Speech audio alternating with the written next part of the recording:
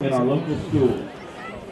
Those performing for us tonight are Ezell-Harding parents, Tim Mulligan, Paul Gentry, with friends Brian Patrick, Taylor Wilson, and Rodney Turner. If you would all please stand. We will be led in our invocation by Ezell-Harding 2010 alumnus Weston Gentry, followed by the national anthem.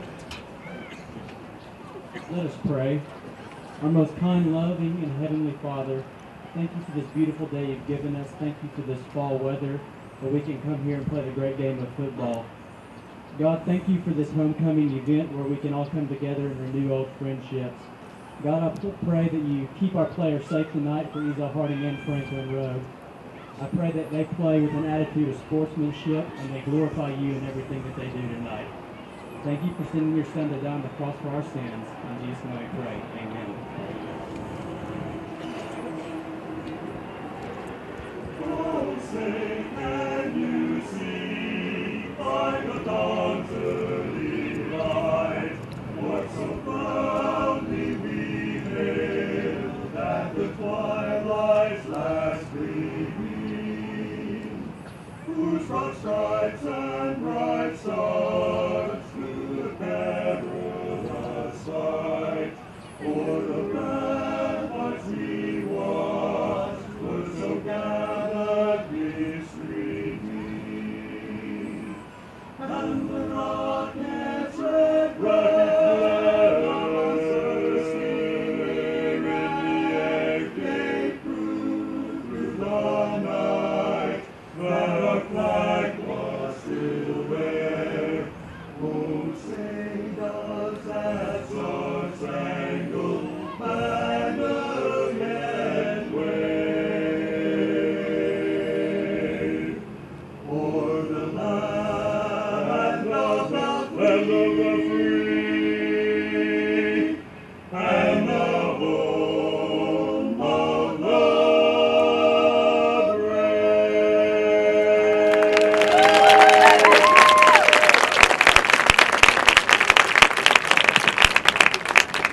Ladies and gentlemen, tonight's game is being played under the rules of the Tennessee Secondary School Athletic Association. Our players and our coaches understand the requirement and the need for good sportsmanship. And we ask all of our fans tonight to root loudly for your team, but to remember to abide by the rules of good sportsmanship in our game tonight. The officials for tonight's game: at referee, Matthew Nix; umpire, Mark Dunn; linesman, Chuck Stevens; line judge, Eddie Arnell; back judge, Mark Meyer; clock operator, William Porter.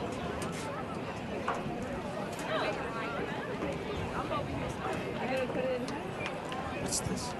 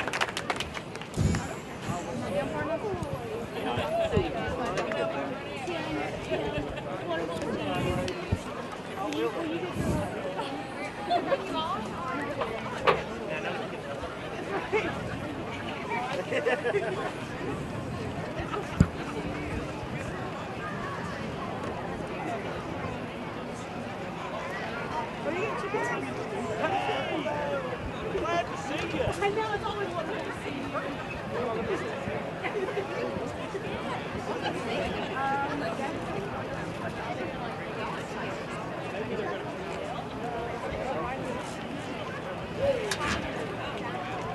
Come on, roller. Look, and now watch this. You better stay over. It's just a broke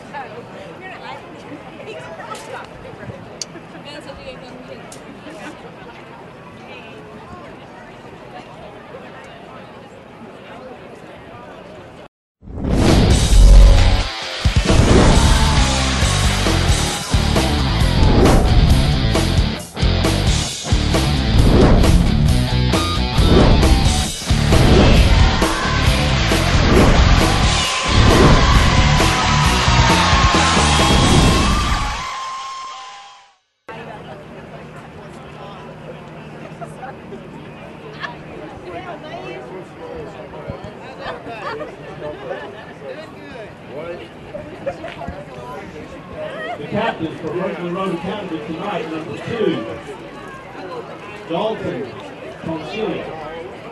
Number 15, Jose Baldwin. Number 18, Matt.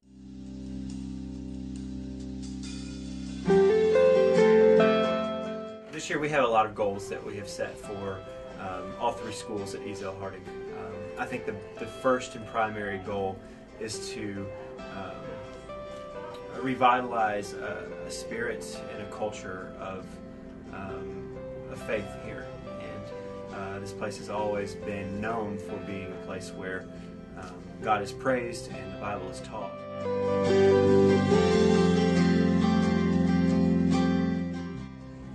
What I hope for this school year is that we build a loving and safe environment for the students. I think back to when I was a child and all the inspiring teachers that I had, and I really just want them to feel like they matter and that they can make a difference. So if I can provide that here at Ezell-Harding, then that would be what I would hope for the school year, just for them to be successful and to have a really fun time in elementary school.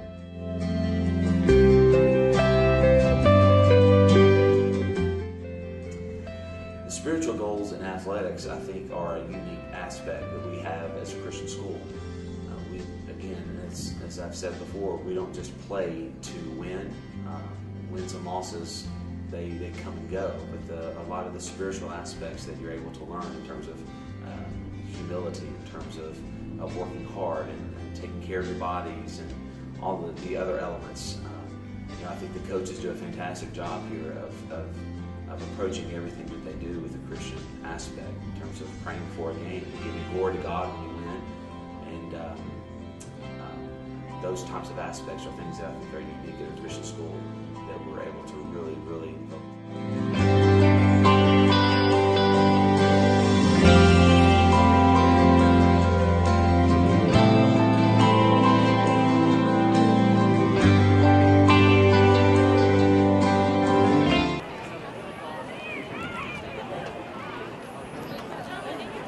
And we are live. Wanted to welcome our listeners and viewers who are at home catching this live streaming over the TSSAA website of the Ezell-Harding Christian School Eagles tonight versus the FRA Panthers. My name is John Sullivan. I'm here joined tonight by my friend and cohort, Mr. Robert Lindsay. Robert, it's a great night for football, isn't it? Oh, it's a beautiful night. I think it's like 75 degrees out there. These kids are going to hit hard. They're going to run in some great weather. Hopefully they're conditioned, ready to go. It looks like FRA has won the toss here, so that's what we're watching. Our captain's out on the field. Very good. You'll notice that we've got a large crowd on hand tonight.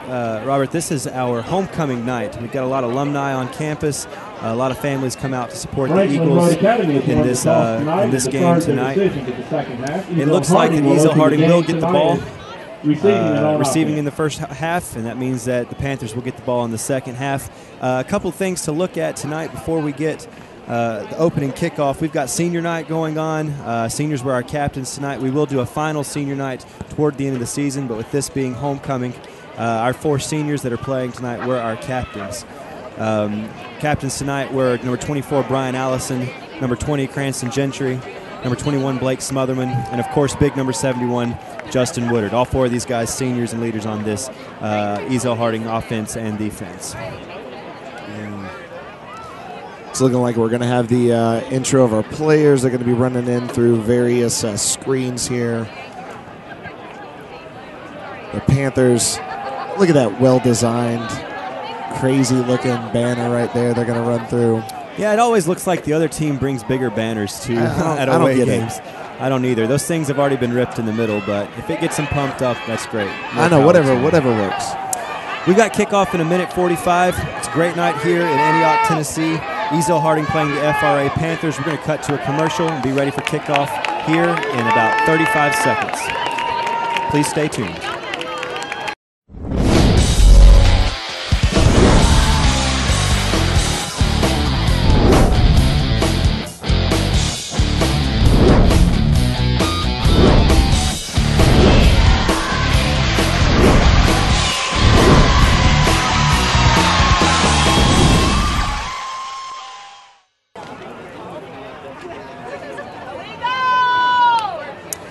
And we are back live tonight. I want to make the announcement our production tonight is done by our broadcast class. We have several students, 8 to 10 students, that have been working hard all year, learning to run broadcasting at sporting events. They streamed Chapel Live yesterday. They're running this entire production. They've asked me and Mr. Lindsay in to commentate tonight, but this whole production's done by these students. Isn't that great? I think it's great. I think it's one of those things that will distinguish us in the long run against other schools. I mean, it's one of those things that's a huge benefit for Ezell-Harding. It is, and these are skills that these students can use definitely into a career as they head to college, and one day try to have a career maybe in broadcasting or something in the producing world. Yeah, that's exactly right. Okay, well, we've got our cameras on the sign. Ezell-Harding Eagles about to take the field. The clock has struck 0. It's time to get them on the field. Let's stay tuned. And there you have them. They look fired up tonight, don't they, Robert? They do. Real men wear pink. It's looking like it's some crazy, exciting stuff over there today. It does, it does. I was talking to Coach Hall earlier today. He said that the guys are really prepared for this game. They've been fired up since Monday, honestly. They've been all just really charged up for this game. Wanted to announce our coaches tonight. Our Eagles are led by Coach Calvin Hall, and then assistant coaches Reggie Grimes, Ashley McCrary, Terrence Quattlebaum, and, of course, R.J. Matthews. This is a good staff that Coach Hall has assembled. The guys look ready tonight. Where we are not many in number, we play with a lot of heart out there. That's exactly right. That's exactly right. We've got one coach that's going to be up here in the box, actually kind of opposite on the side of us, who's going to be calling down some of the defensive plays as well, whereas Coach Hall is going to be down there running a lot of the offense as well. Sure thing. Kicking off for the Panthers tonight, number 42, T.J. Norris, will be kicking off. Back to receive deep, 2 Eagles, number 34, Daniel Williams, and 44, Dorian Banks. Fair catch called for.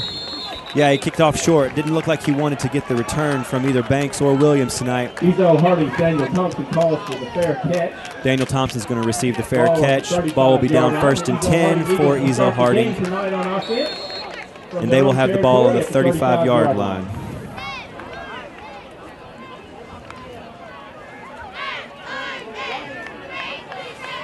Caldwell, 6-foot sophomore. Caldwell in the center for the Eagles tonight. Will take the snap tonight. He's in a 2-back set with wide out either side. The give does go to 21, Blake Smotherman, and he's met by a whole host of FRA Panthers tonight. It's going to be interesting for Blake Smotherman throughout this entire game. He actually broke his wrist in his left hand.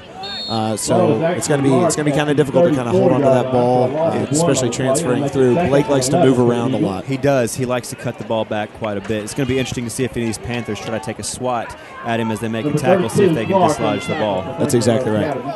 2-back set again for Caldwell. He steps under the center. The give again is to 21, Blake Smotherman. Looks like he slipped. And they're going to have him tackled with a 2-yard loss. We've just lost 2 yards on that play, moving the wrong direction tonight. That's exactly right. Dorian Banks comes in, probably going to line up either in the backfield. It is looking like he's going to line up in the backfield with Blake Smotherman coming off. Caldwell steps under center. He's got Banks in the backfield, receiver either side. They've got a big set, 2 tight ends in. Caldwell the give to Banks. He's got end around. Does he have room?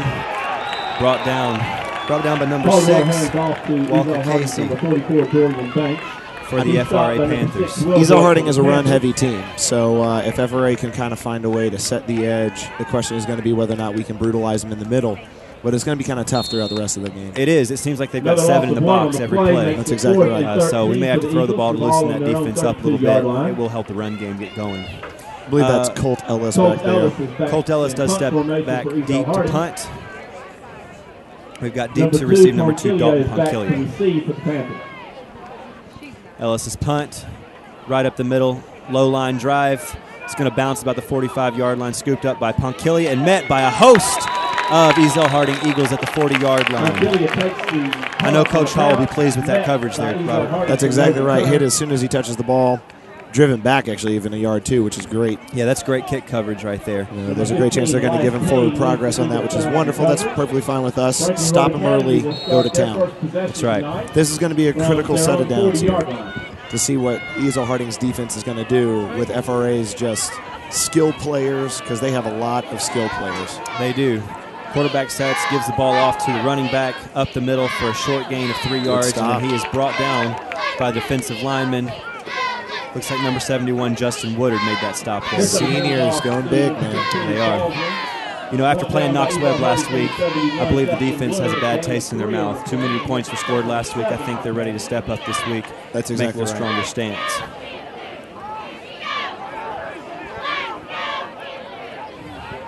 Quarterback Matt Hissong moves under center. He's got 2 backs behind him, 2 receivers to his left side, our near side. Looking like we're dropping back, playing a cover 2 formation here on defense. Hissong gives to his running back. He's cut down by the linebackers at the 45-yard line. Another short gain, but they've got a 3rd and 5 right here, Robert. I think we've got a chance to stop them 3 and out and get the ball back. That's exactly right. Limit that running back down to 2, hopefully less than 3 yards. Make these manageable 3rd downs for us. It does. Play some really good defense here. However, they have been known to throw on 3rd down. Hissong steps in. He's got one back behind him. He drops back. It's a draw play. Draw play. Running back 25 is met hard by number 15, Elias Kane. He's dropped immediately at the line of scrimmage. It's going to force the Panthers into a punting situation. What a great defensive stop there, Robert. That was good. That was a good open field tackle right there. That's what you're looking for in your defense. It was. It looked like he had the edge. He was going to come left and take the edge, and Elias Kane met him hard and didn't let him go anywhere and tossed him to the ground. It's looking like Ezell-Harding is faking like they're bringing pressure, might bring pressure here. They do. They bring pressure and drop 2. Back to receive 44. Dorian reverses field and is met by several Panthers. Ball will be down at about the 22-yard line when the ref blows the whistle. Not a bad return for Banks there, but the coverage just was too good for him. It stopped him before he could even make any progress. It's definitely better than being pinned inside your 10 or inside the 20, though, so we'll take as many yards. They are going to give him forward progress. This is beautiful. It's only a couple inches from the 25. They sure did. This is excellent. They sure did. Looks like it could be a game of field position tonight. Number 9, Caldwell gives to 21, Blake Smotherman. He gets around the end, has some running room down the left sideline, and tripped up at the last minute. Well, this gets to be the first time we say this, but that's time for an O'Charlie's first down. First down, yeah, big first down run there. It looked like we had taken him up the middle just enough, sucked those linebackers in. He took the ball around the end, made a great run. That one's good for about 14, 15 yards there. Kind of seems like the exact opposite of what FRA did on the first drive they did on this one. They didn't set the edge. They let him go. Blake Smotherman just took it. And when Blake can run, nobody can really catch up with him. He's like a little video game character. Caldwell gives to Blake Smotherman again to the left side. He fights for additional yardage. I think he got 3 or 4 there. My question was, who was that blocker? It looks like Cranston Gentry coming over there. Came around, just blocked the coming in, the lineman. Boom, opened up that hole, so he gets literally 4 yards on that play. Yeah, he had to fight for every yard he got. I like how he falls forward. You're never going to see Smotherman fall without a fight. He falls forward. Another I formation set. Caldwell sets in under the center. He's got receiver either side, and it's a fumbled snap. Caldwell does seem to recover that and dive forward. Let's see if we have official call from the referee. He does say that it does belong to Ezell-Harding. Just a poor snap there. Those are the one things we don't want to beat ourselves in this game. Absolutely not. Brings up about a 3rd and 7 here. Allison comes off onto the field tonight. Number 18, Zane Williams.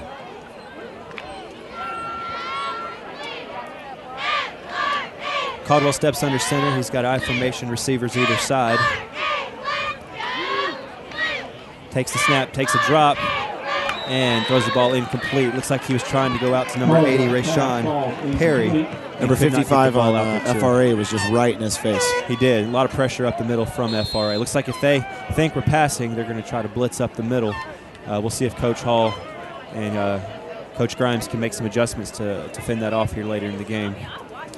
I'll bring up 4th down for the Ezell-Harding Eagles. 4th and 7, deep to cut, Colt Ellis. Ponchilia back to receive. Deep to receive, senior Dalton Ponchilia. End over end kick. Falls at about the 33-yard line. He's going to take it. Picked up. He does grab it. He's second punt in a row. He's trying to make a play on it. I'm loving Ezell's coverage, though, because they're right there. This kid, it looks like every time he's going to touch the ball, he's going to try to run it. He does. And Ezell has been there every time. Sure was. Hey, that's a good game of field position. We took the reverse field position, and the Panthers will have an opportunity to try to drive on Ezell-Harding, but to this point, they have not been able to do so. Number 8. Number 18. 18, Hissong takes the snap, give up the middle for a no gain for the Panthers. Met at the line. Daniels on the carry for the Panthers. Met at the line of scrimmage by Ezell-Harding. Pushed the score for a gain of 2, making it second and 8. They get to the play pretty quickly. It looks like they're trying to get their plays called in from the sideline instead of huddling up, trying to see if they can catch our defense off guard. Hissong takes the snap. They give up the middle, and he is dropped down again. I think he was hit first at the line and then finished off by our linebackers. I believe he was tricked up by number 20, Cranston Gentry.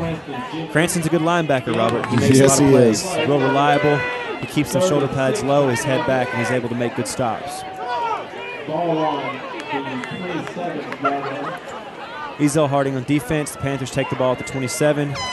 Hissong gets the play from the sideline. He's got 2 receivers to his right in the I formation. He steps under center for the snap. The give is up the middle again. Looks outside, has nowhere to go. He does clear some space down the right sideline. Makes a great move, and he is knocked out of bounds at about the 37-yard line. Man, Robert, looked like there for a second that play was dead. He just found life. That's exactly right. He kept his feet. We were throwing some arm tackles out there. It just wasn't helping us. Man, he got hit twice. I remember twice behind the line. Was not able to bring him down. He kept legs under him. Took off down the right sideline. That was a big gain for the Panthers. Moves the ball down to the Ezell-Harding 37-yard line. First down, Franklin Road Academy. Hissong gets the calls in from the sideline. He has 2 receivers to his left. His back is Hosea Baldwin.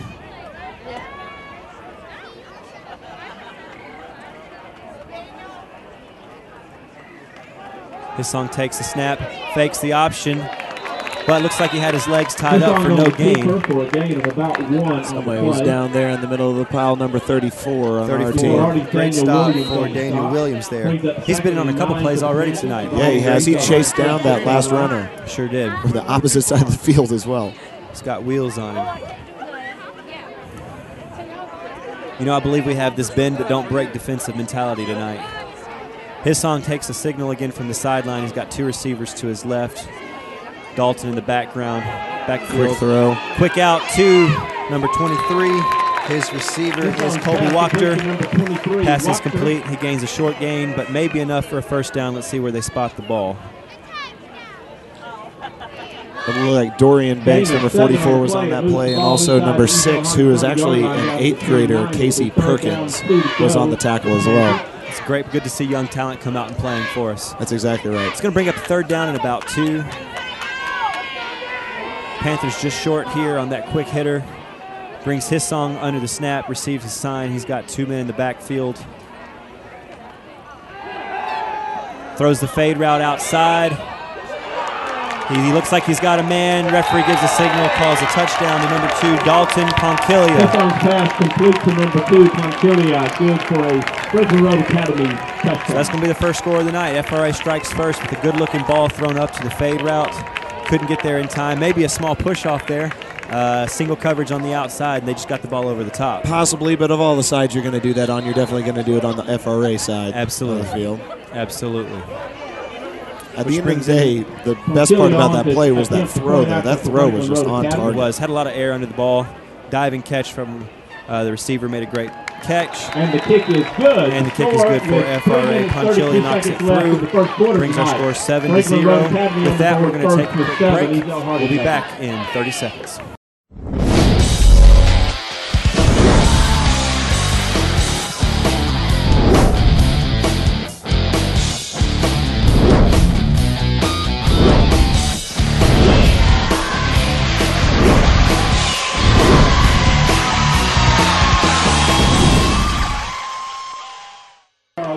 on the 10th. At the far end of the stadium will be named. And we are back live. Just after that score, it brings our score to 7-0 in favor of the FRI Panthers. Robert, not a bad-looking drive they had there.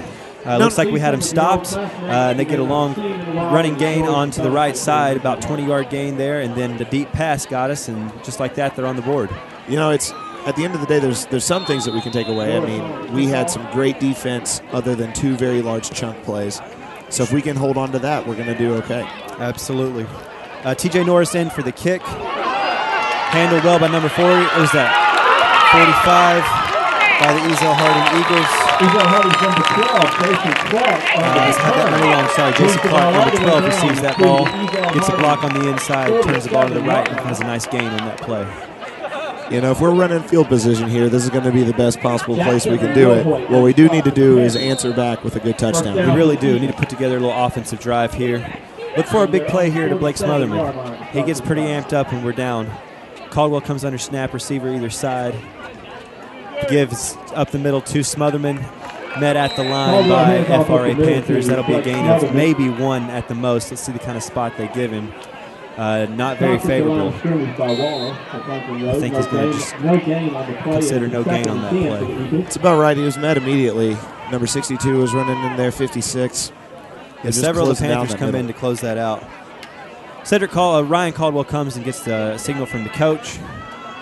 Lines up again with a 2-man setback. He's got receivers at either side. Let's see if we throw the ball here or if we're going to line up and run again. Step back. Caldwell scrambles, gets about 2 yards, but then is finally met by number 74 of the FRA Panthers, Cameron DeJean, and he is dropped for a short gain there. Looks like he had some room to scramble, but that hole closed up pretty quickly. It's one of the better things about Ryan Caldwell, if he can kind of get his accuracy down. He's extending the play, which by the way means that your receivers are most likely going to be wide open. That's right. So if he can keep his eyes down the field, get rid of that thing, their receivers, those guys can't hold on to our receivers the entire time. That's exactly right. Caldwell under the snap, receiver either side. Looks like a blitz up the middle from FRA. He still stands up, can't get rid of the ball, and he is dropped behind the line of scrimmage. Number 9, Caldwell, with a loss of about 10 on that play. That's just great coverage, Robert. He looks down the field trying to make a passing play, and it's good coverage by all the FRA Panthers. They blitzed up the middle, but then that linebacker looked like he was in spy formation. Closed in, took Ryan Caldwell out before he could even make a play. That's exactly right.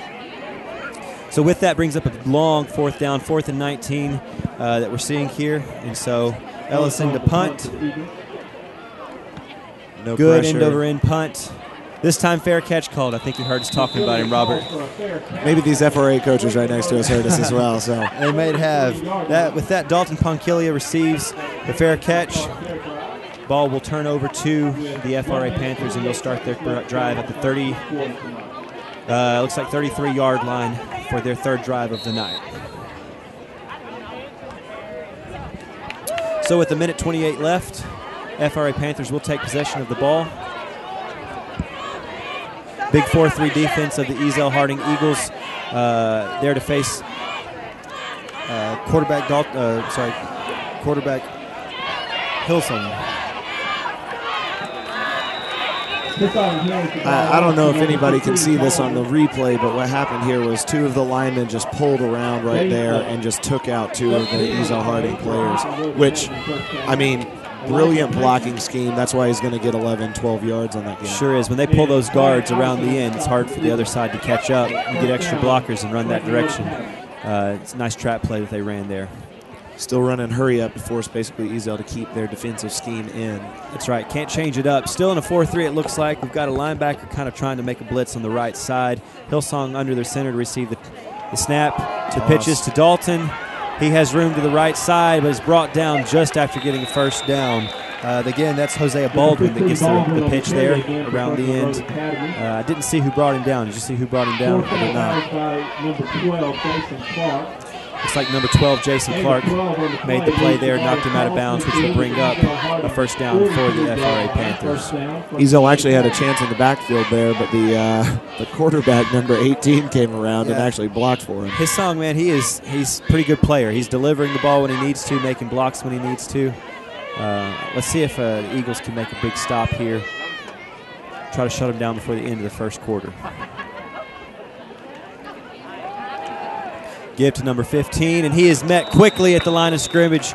24, Brian Allison makes a stop there. Great play by Allison. He's a defensive back. Don't know if they blitzed him there or not, but he met the running back just as he got to the line of scrimmage. It'll be 2nd and 9. Great play for him. Brings up 2nd and 9 as the first quarter will come to an end.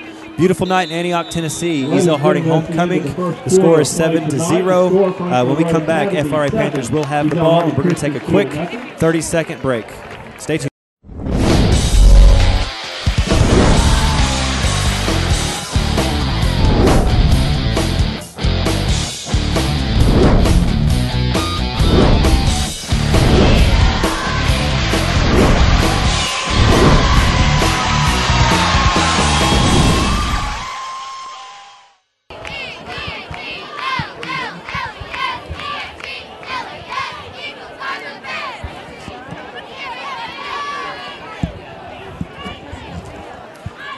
I'm here live with freshman at Ezell-Harding, Aviana Goodner. Aviana is a member of our Lady Eagles volleyball team and a great volleyball player at that. Aviana, thanks for coming up to the booth with us tonight.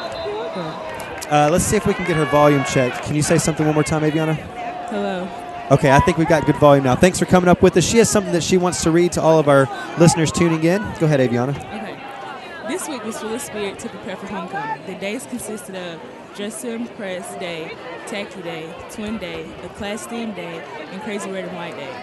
My favorite day was probably Tacky Day because the creations that people put together are quite interesting. The week was filled with impressive and compelling outfits. Also, every day they count to see which grade has the most participants and who's the best dressed. Even though everybody doesn't participate, the week is still fun and entertaining.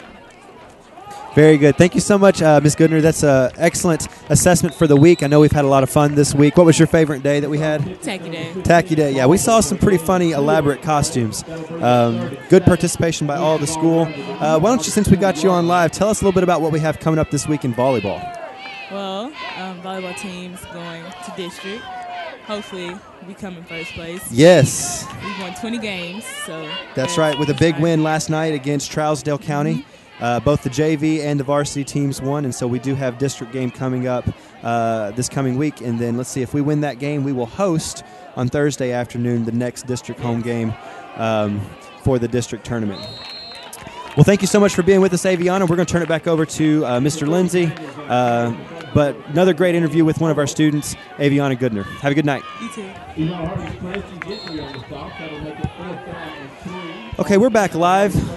Score is 7-0 in the beginning minutes of the second quarter. Ezell-Harding on defense here. The Panthers have put together what looks to be another promising drive if the Ezell-Harding Eagles need to stop this before they get in the end zone again. That's exactly right. However, it is a 4th and 3 here because they ran a fullback.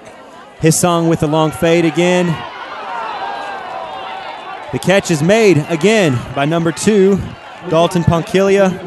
Runs a great route. The ball comes in over the top, makes a play just over the defensive back, 24, Brian Allison. Looks like we had good coverage, but just another perfectly thrown ball. That's exactly right. I mean, outside shoulder, right there, right in the sidelines. He just happened to get a foot in. That's just well done. He looked like he could have been out of bounds there, but the referee is much closer than we are. Says it's a good catch.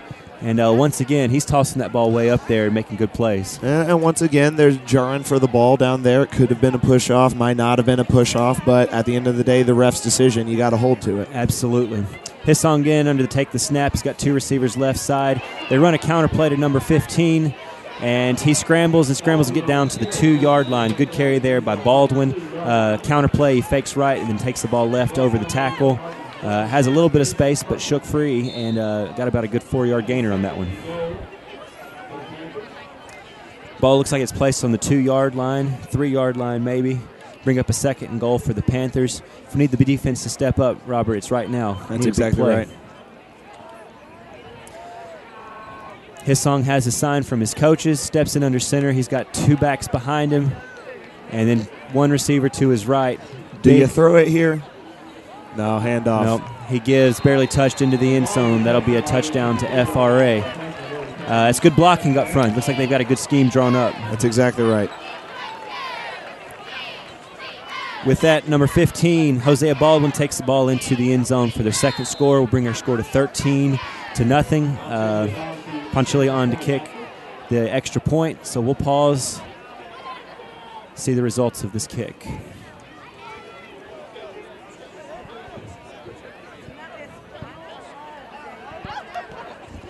Ponchilli's kick is up, and referee signaled that it is good.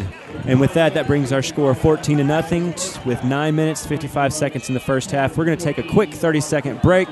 We'll be right back. I want to take this opportunity.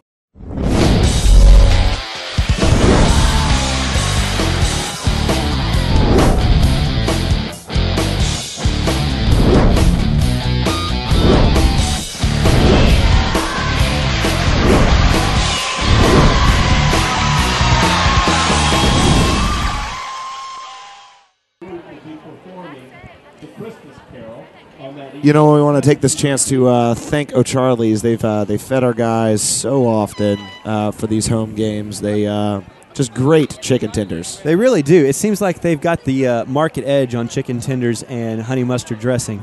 They're really good to this school. They're right down the road here next to Hickory Hollow Mall, and we feel very blessed to have them, such a good partnership with them. Before we receive the kick here, I do want to make a quick announcement. We do have a production of the Christmas Carol by our 4th and 6th grade musical theater group. Go ahead and mark your calendar, Friday, December 7th, 7 p.m. We will have that performance on campus. Quick kick is given. Low liner right into the front line of the receiving team. Ball was handled a little bit loosely, but then ended up in the hands of the Ezell-Harding Eagles. Will be a 1st and 10 at the 44-yard line for the Ezell-Harding Eagles. All right, we need something here. There's no nice ways around it. We have got to get something here. We really do. Caldwell in to take the snap. He's got Smotherman in the backfield, got a big set. Tight ends in left. Let's see if he gives the ball left here. He does. Smotherman gets a good block on the outside. Makes a good run, gets out to about the 44-yard line, maybe the 46. Brian Allison with a great block out there as a wide receiver. He sure did. You don't see wide receivers making big blocks, but he held his man up long enough for Smotherman to take the ball around the end and makes it another O'Charlie's Ezell-Harding first down. O'Charlie's first down. That's exciting. I think having the extra tight end on the left side proved for some good running room. Caldwell comes in with 2 backs. This time he's got a 3 wide out set. We're going to spread them out a little bit and see if they try to run under this set or if they're going to throw the ball on first down. Caldwell gives to Smotherman, makes a move, but does make an escape of number 27 and then trips and falls at the 40-yard line. Oh, that was tough to see. He looks like he had a lot of running room and couldn't keep his balance. Looked like that 40-yard line jumped up and bit him. It did. Turf Monster got him big time. Turf Monster. He was, looks like he had escaped the big reach of number 27 from FRA Carter Clark. Spun around opposite field to try to reverse the field, make up a little ground, but couldn't get around, looks like the referee or that Turf Monster. I don't know if we can give a tackle to the ref. I'm not sure if that counts. We'll see if we not. can put that in the stats. This brings up a tough second down, 2nd and 23 for the Eagles. Don't know what Coach Hall has in the playbook for this one. The signal is in, and it looks like we're going to have game. We're going to have a delay of game on the Ezell-Harding Eagles called in by the referee. That'll be another 5-yard penalty. In our stats, we actually have the Turf Monster has now got 1 tackle, as we can see. Excellent. I know this field's in great condition. I saw Jason Charlton out myself today mowing this field. He keeps this field manicured like my wife's fingernails, Mr. Lindsay. It is just excellent the way he cuts this grass on our Toro laser-graded grass cutter mowing machine. It's not very often that we talk about your wife's fingernails. I'm not going to lie. It's not. The toss out to the left side to number 21, Smotherman. Minimal gain about 3 yards. He got a short gain there, but I don't think it's going to be enough. It's going to bring up another very long 3rd down for Ezell-Harding. I don't know how many plays you have in the book in high school for a 3rd and 27. Yeah, I think maybe if we had a little more manageable 3rd down situation, we could be a little more creative with the play calling. Let's see if Coach goes conservative here and tries to play field position, or let's see if he actually tries to make a first down on this play. Caldwell has a signal. He has 3 receivers, 2 to his strong side, 1 to his left. The pitch goes out to 21 Smotherman. He does pick up a head of steam. It looks like he's got room to run. Met by the free safety at the original line of scrimmage, knocked down by number 2, Ponchilia. Incredible. I mean, 18-yard run. It did. He made up some ground there. I think they were expecting a pass play. Instead, great sweep play to Smotherman. Nearly made the first down, but it's going to knock him down short to the original line of scrimmage. It does look like we're bringing out our punt team. Yeah, this is a really tough to manage 4th down here. I think maybe a little closer coach would have gone with it. But he does bring out punter this year, Colt Ellis, in to punt. I mean, do you fake this right here? I think we go conservative. No. Good end-over-end kick from Ellis. This time Ponchilia receives it and is met immediately by... Apparently he falls down, but it's not called, so they're going to give him another 5 yards. Turf Monster gets a second tackle for the night. Taken down at the 24-yard line. FRA will take over at the 24-yard line for the Panthers. A decent return there, but there at the end, Ezell-Harding Eagles were able to bring him down before he gained too much of that punt back. 7 minutes, 15 seconds left in the second quarter. Both teams have all 3 timeouts left. And Ezell-Harding Eagle defense steps in their big 4-3 again to see if quarterback Hissong can take another drive or if we can meet him and try to cut this one short. Eagles drop into coverage. Ball's given to the fullback right up the middle, and he's met immediately by linebacker, I believe is number 20. Ball comes loose. And before they can make any run, referee blows the signal. They're going to confer to see who the ball belongs to. It did look like Ezell-Harding did recover the fumble, and they're going to give it to us. They are going to give it to Ezell-Harding. It's going to be a turnover. Great fumble recovery there. I don't see who picked it up. A little indecision there. The ref finally signals that it is, in fact, Ezell-Harding's ball. He's holding his hand up to indicate that it is Ezell's ball. FRA's coach is not very happy about this call. However, we're going to go ahead and say, there we go. We got that one back for the 2 push-offs. Absolutely. Caldwell in, handoff. It's a fumble to the fullback. Falls on it immediately. And we do hold that back. It looks like we caught a little light there, caught a little break, and then we can't seem to do anything with it, Robert. That's exactly right. They're getting some pressure right there up the middle as soon as the center hikes the ball. I mean, they're just getting that pressure right up there. That's what caused that fumble. Sure did. The handle was to Williams. He fumbles it for a short loss.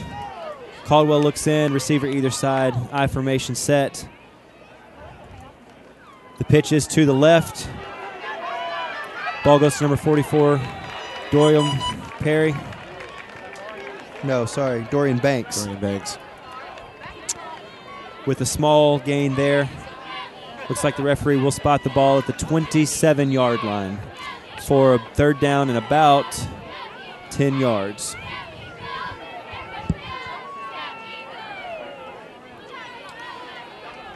Looks like Coach Hall is trying on the inside, trying on the outside, sweeping left, sweeping right, and there's just not really a lot budging from this Panther defense, Robert. That's about right. They're setting the edge, FRA, pretty well. 2 running back set. Caldwell makes a 7-8 step drop. He's going to scramble. He's got room to run. He's going to take it around the outside. He does Gets have a great speed. block on the outside. Referee blows the ball out of bounds at about the 16-yard line. He might have gotten that first down. I think he might have gotten that. We'll make the call. They're going to call the first down. We're going to get a Ladies and measurement gentlemen, here. that is. Oh, no, they moved the chains. They don't need a measurement. That's going to be another O'Charlie's first down. O'Charlie's first down. Excellent call. Beautiful. There. Okay, with little signs of life here, Ezell-Harding offense moves in. Caldwell in to take the snap. He's got receivers either side. Inside 2 running the backs. red zone. Handoff to 44. Dorian. Good move. Makes a good move on the linebacker. About gets around him and then shoestring tackle. And then Dorian Banks is able to just fight for another yard, but then met and drops just before getting across the goal line. 2nd and 4, bringing the ball inside the 10-yard line down to the front. Ball's inside the 10-yard line. He's got a 2nd down here, about 4 yards until the 1st down. This is a good 2nd down because we've got room to get that and then can make a drive in for the end zone. FRA is just given the outside here on a throw. And straight just up like the middle. that, straight up the middle to number 44, Dorian Banks. The give is for a big Ezell-Harding Eagle touchdown. First of the night for Dorian Banks. He is met at the sideline by Jordan Whitaker with a big celebration. What a good-looking run there, Robert. That was great, right up the middle. It was a blast, just right up the middle. Sure did. That's an old Madden term. That's the right. Blast. That's right, Back the blast. blast. I like the call there. On to attempt the point after. Ezell-Harding will pause to see. McLean's kick is up. Signal from the referee is that it is good, which brings our score 14-7 in favor of the Panthers. Ezell-Harding scores on a Dorian Banks run up the middle. We've got 5 minutes, 14 seconds until the second half. We'll take a pause just for a second, and we'll be right back.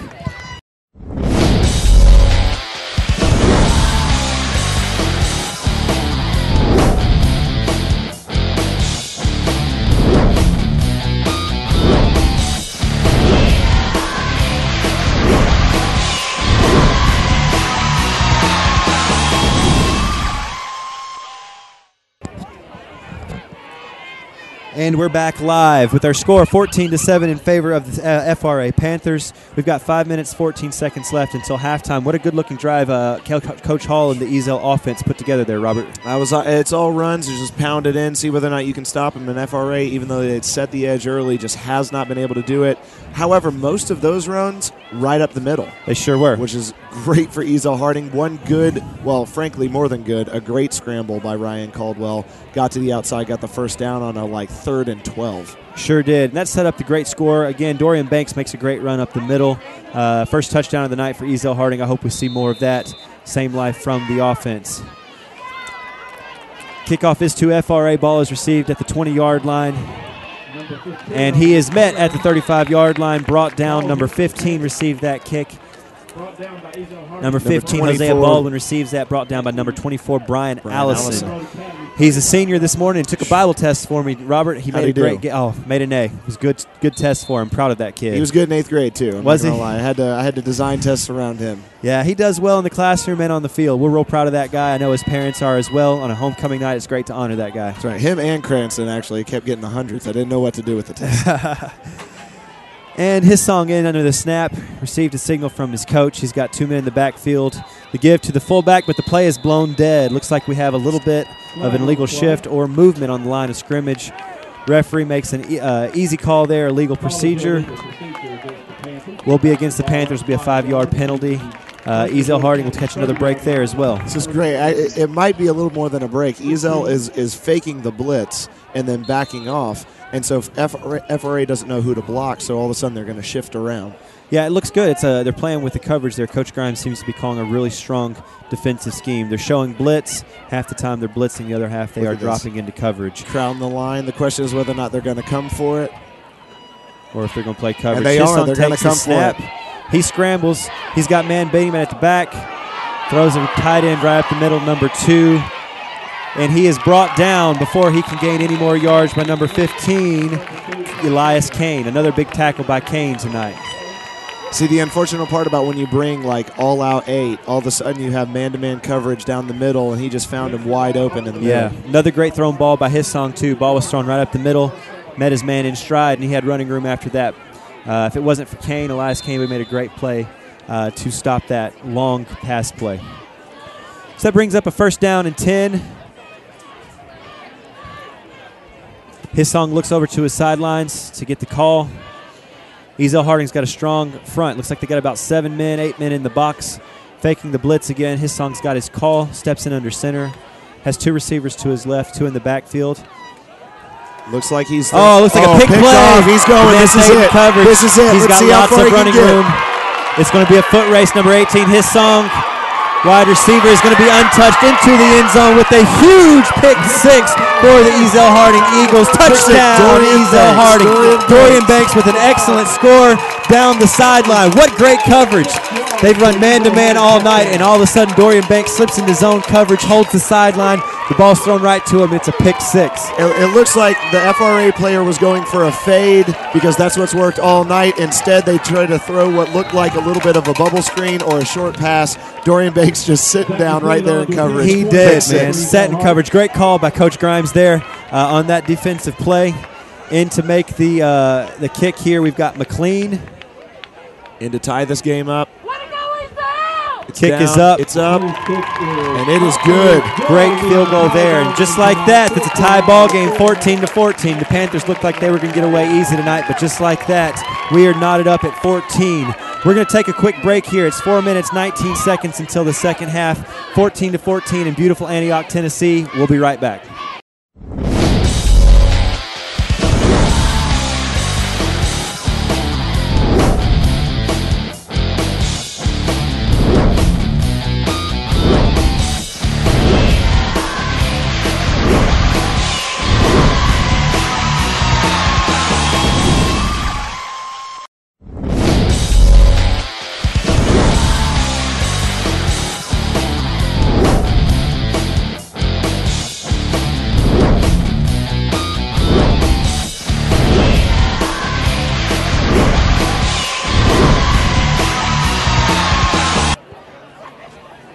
And we are back live. A lot of excitement now. Zachary McLean kicks the extra point, makes it a 14-14 ball game, and he sets the tee for a kickoff to the FRA Panthers. A lot of buzz in the crowd. They haven't seen a pick six like that in a while, Robert.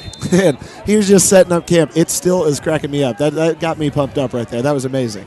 What a good-looking play there by the Eagle defense. The kick again to the deep back. Handles the ball at the 20-yard line.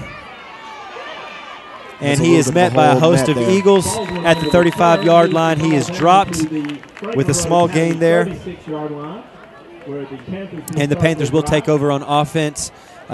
Great defensive set. I think the quarterback probably is going to have that pick six in his mind. Let's see if he can shake this. That's exactly and, right. Try to make a play. I know this. He doesn't want to throw near Banks again. That's exactly right. Now, however, what you saw there was that Banks sat on that route. He sat on that route, took it back. The problem is the fact that he left the fade wide open because we were playing a cover two. We sure so did. When you play that cover two, that back set right there on the edge of basically the sideline is wide open. It is. So the question safety is whether they'll learn from that. Yeah, that free safety is going to have to cover some ground if we do play that short zone. Ezell-Harding blitzes up the middle. The give is to number 15. And he is met at the line. 15, Hosea Baldwin. A flock of Eagles. A flock of Eagles making the stop for a very short gain. Clock moves under 4 minutes to play in the first half.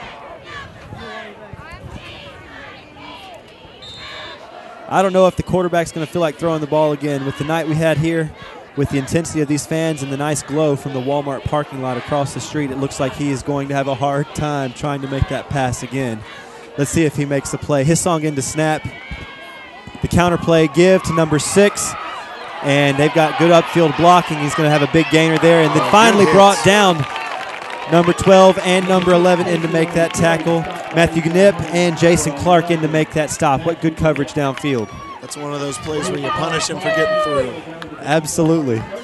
Big handoff there to number 6. He's listed as a defensive back and a running back, Casey Walker.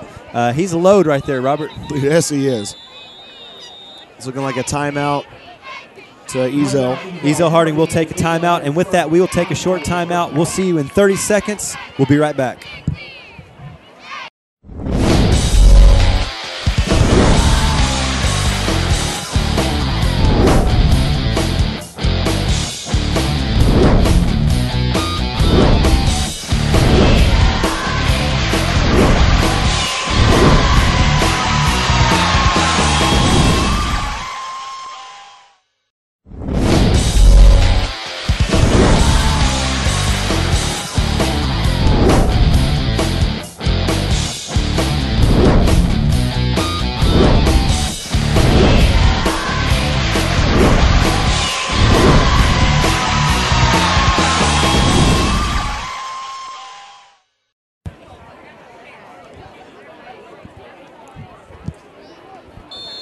All right, we're coming back in. Ezell-Harding. FRA is coming off of this timeout by Ezell-Harding. Ezell-Harding has 2 more timeouts left. FRA has yet to use one of their timeouts. They've got about 3 left over. Yeah, that was a good call by Coach Hall right there to call timeout and see if we can slow this drive down. We got 3 minutes, 24 seconds left to see if we can keep them off the scoreboard for the second half. The Eagles did receive the first kickoff, so the Panthers will receive it in the second half. His song in under snap. Option play outside to number 6 again. Cranston. And he is met by Cranston Gentry in the backfield. Great discipline play there. The quarterback makes a head fake, tries to draw the defender. When he pitches it outside, Cranston right there to drop him in the backfield. That's right. FRA is still playing this hurry-up offense. They're basically getting the calls from the sideline, forcing Ezell-Harding to keep their defensive formation in. They are. It seems to be effective for them when they can get the passing game going, but, man, their running game has really struggled. We've got 7 guys in the box. Great coverage here by those Eagles. His song in to take the snap. Coverage drops back again. They're trying to disguise what they're doing here. That fade route pass again. This time he has no coverage from the safety, and he is in the end zone for a touchdown. It looks like that time Brian Allison decided to do the exact same thing that Dorian Banks did. Sit down on that coverage, and then all of a sudden the deep cover 2 formation. There's nothing you can do in that side. You don't. That safety's going to have to get back. Allison stops and does not make the play there. What a tough call there. He expected that there would be a safety coverage over the top, and it just wasn't there. That's Great exactly touchdown right. pass to Ponkilia. On to make the extra point, Ponkilia. I mean, part of the problem there comes when you have like 2 men on the side. You've got like your free safety back. You've got your corner up, and of course that safety isn't going to be able to cover everybody. You've got 2 guys flooding that side. He picks the inside receiver as opposed to the outside receiver. Hopefully, Allison was hoping that coverage was going to be behind. Unfortunately, it just wasn't there. It wasn't there. And another great thrown ball down the sideline, too. And just like that, it puts the FRA Panthers on top 21-14. We've got 2.5 minutes until halftime. We're going to send it to a commercial break. We'll be right back.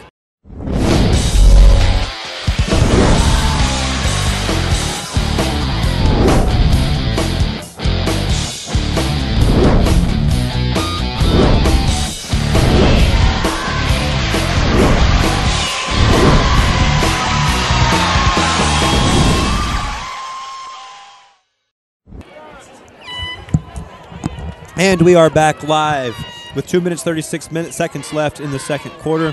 Our score is 21-14 in favor of our visiting FRA Panthers. It's exciting. That's the one thing we can say about this right now. Sure I mean, enough. 7 points, great stuff. It is. It's the shootout tonight. We're going to see a lot of points scored. Short kick given, handled at the 30-yard line. Ball is bobbled out of bounds, which will go in favor of the Ezell-Harding Eagles. We dodged a bullet there. Just like that, we couldn't get hands on the ball. Robert, I think we're fortunate there. They had men right on coverage, and we were able to recover that. That's exactly right. Bobble in your hand 3-4 times, and then all of a sudden it runs right into an FRA player and out of bounds. We dodged a bullet. Just like that, it's 31-yard line. Ezell-Harding takes over on the offense. Caldwell looks over to coach. He's got his play. He will line up with 2 running backs to his rear side. He's got receivers either side. The give on the outside. 21, Blake Smotherman carries, is brought out of bounds. Horse collar. This is going to be a horse collar right here. It was. He was brought down out of bounds, so either a late hit or a horse collar. We'll wait and see what the call is from our officials. Personal foul. Horse collar. There Sure it does. is. Called it. That's going to be a big foul. That's a 15-yard penalty on the Panthers. Ezell-Harding will draw. We'll draw the results from that. It seems like a horse race up here, guys. Back and forth, yardage both ways. I feel like if we had the song Gangnam Style or something like that, we could play it right now. Absolutely. With that personal foul, we will march across the 50-yard line. Ezell-Harding will take over at the 46-yard line of the Panthers.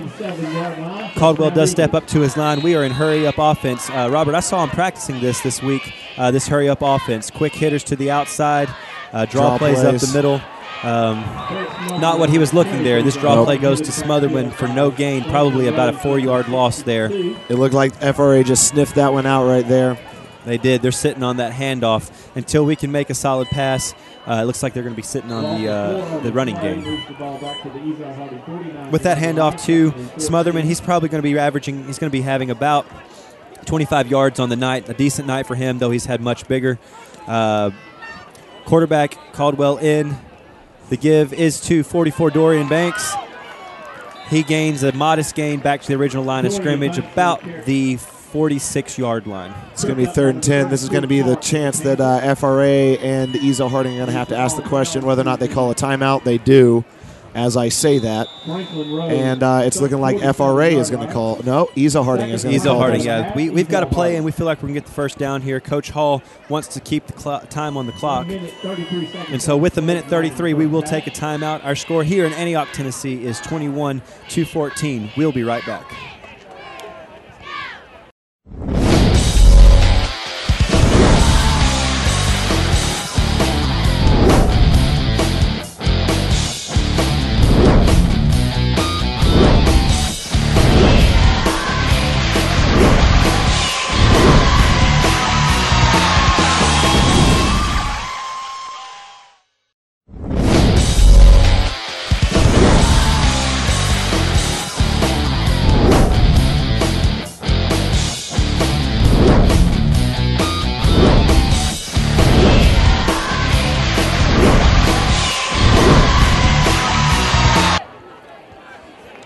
And we are back live. John Sullivan and Robert Lindsay here, right across from the Don Frudenthal softball complex. Caldwell takes a deep snap, long pass play to the right side, and just off the hands. Number 80, it looks like. Number 80, Rashawn Perry cannot bring that ball down. All of a sudden, it went into tip drill there for just a minute. Ball up in the air. Good to see the ball hit the ground since we couldn't recover it. And with that, the clock stops with a minute 27. Coach Hall has a decision to make. Is he going to go for it on fourth down here, or is he going to punt the ball away? Looks like he's bringing in his punt team. Robert, I think he's happy with what he's got. I think he's going to kick the ball and see if we can play defense here and try to shut these Panthers down one last time before halftime. That's right. It's kind of like the Achilles heel here of FRA is the fact that they run the ball so much. That means the clock is going to go down. FRA will get the ball back in the second half.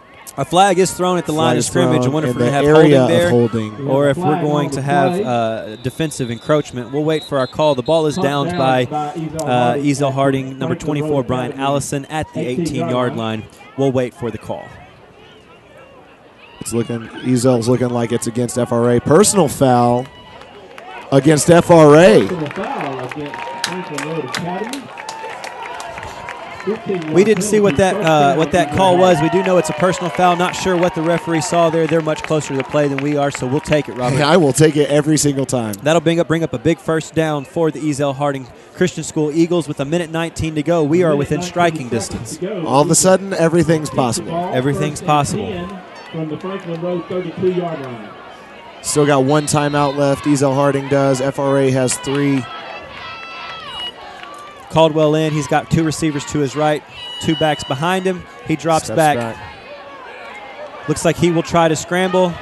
There is a flag called. It looks like it's going to be either a block in the back or holding. Doesn't look good for the Ezell-Harding Eagles there because he's already, referee is talking to some of our linemen and they back away. It looks like it's going to be against us. Exactly right. We'll wait. It's kind of one of those things. The trick here is the fact that he's a scrambling quarterback, and when you have a three-step drop and you don't throw it, there's a great chance you're going to grab holding on that play. And that's exactly what happens. Referee signals it is a holding call. It will be 10 yards lost from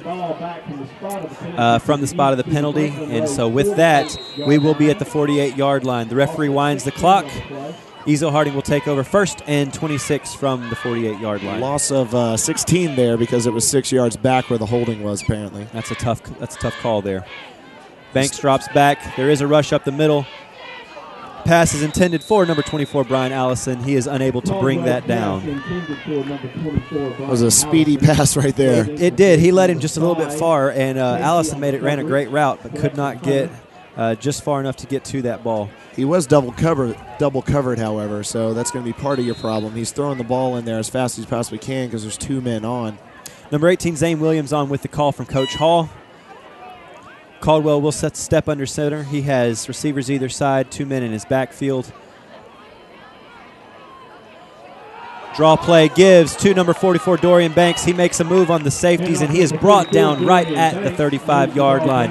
What a great run there. He juked the defensive backs. The clock is still running, and we see what kind of hurry-up offense we have here. Still running down, about 25 seconds left. Going to have to call that play or call a timeout here.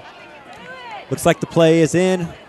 Caldwell takes the snap, drops back. He's going to throw it this time. He's got a deep route. Number 80, Rashawn Perry, The ball is picked off by number 2, Ponchilia. He was out of bounds. However, it's looking like the ref is going to put him down at the 4-yard line on the interception. Oh, what a tough play there. Ball was thrown fairly well, but it was into double coverage, and we just didn't have a chance to make a play on that one. You got to loft that up, get it to the sideline, outside shoulder, and then Rayshon's got to run through that as well. He does. Coach Hall does not look happy about that pass play right there, trying to give some extra encouragement to Rashawn Perry to run through that ball, which will bring up a first down deep in the Panther territory. They have 10 seconds left.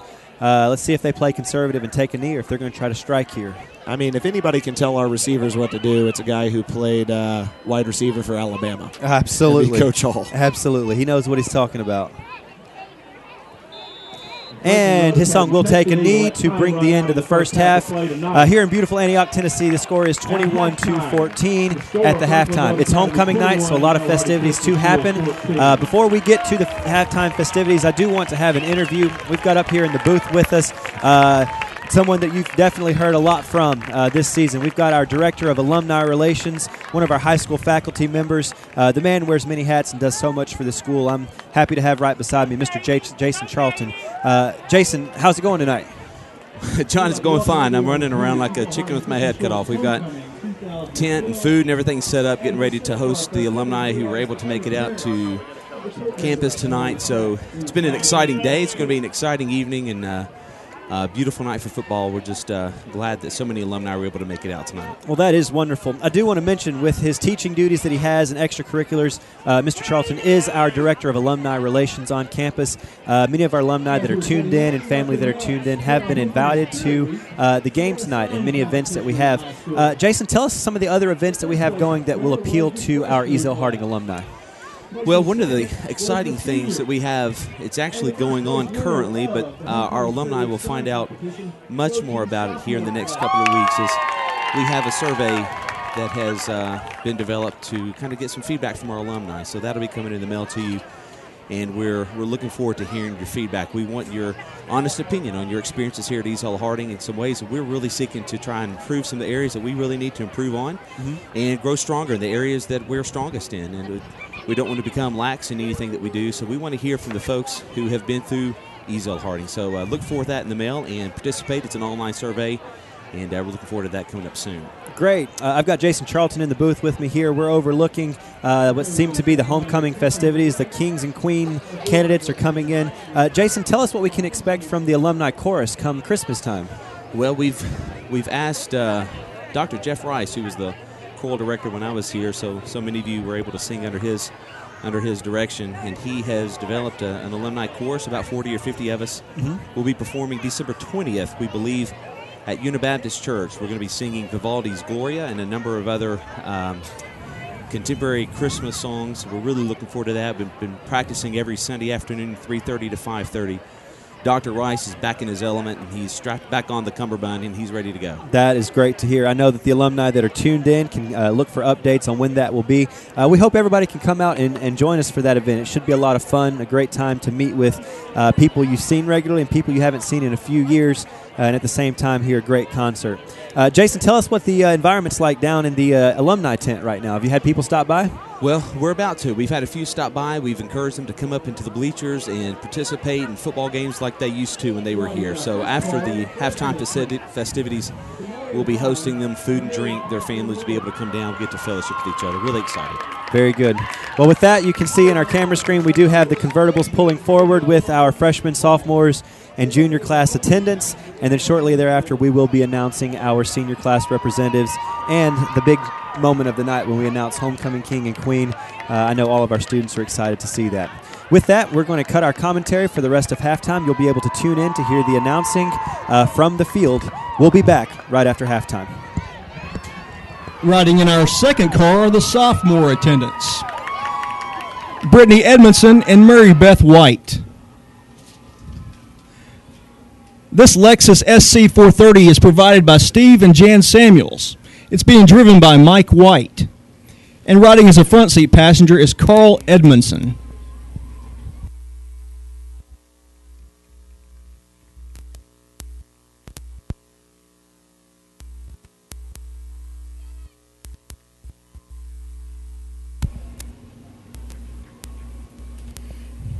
Our third car now approaching carries the junior attendants, Miss Michaela Daniel Featherston and Taylor Lee Mitchell. This 2007 Chevrolet Corvette is provided by Frank Wilbert. It's being driven by Tony Mitchell, and riding as a front seat passenger is Jonathan West.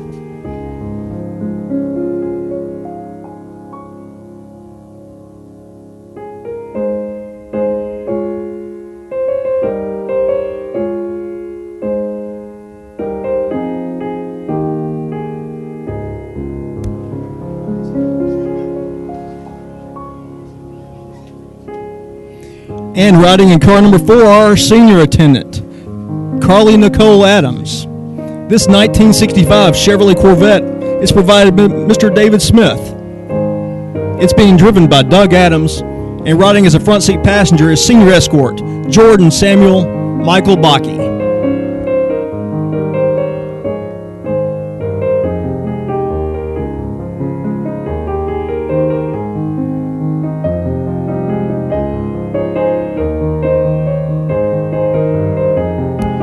Riding in car number 5 is senior attendant Lindy Celine Jones. This 2012 Shelby Mustang is provided by Robert and Gail Zika. It's being driven by Rural Jones. And riding as a front seat passenger is senior escort Jake Randall Williams.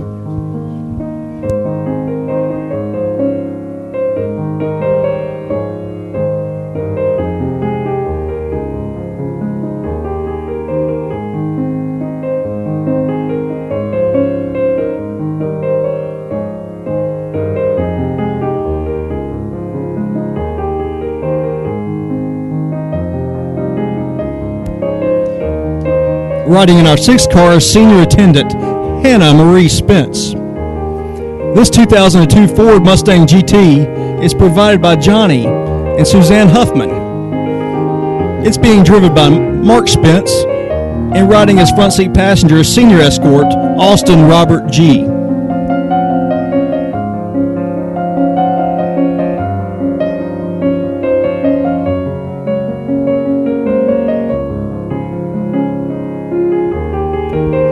Riding in car number 7 is senior attendant Haley Kathleen Sudbury. This 2011 Chevy Camaro is provided by Freeland Chevrolet. It's being driven by Mr. Mark Sudbury, and riding as front seat passenger is senior escort Cody James Hyder.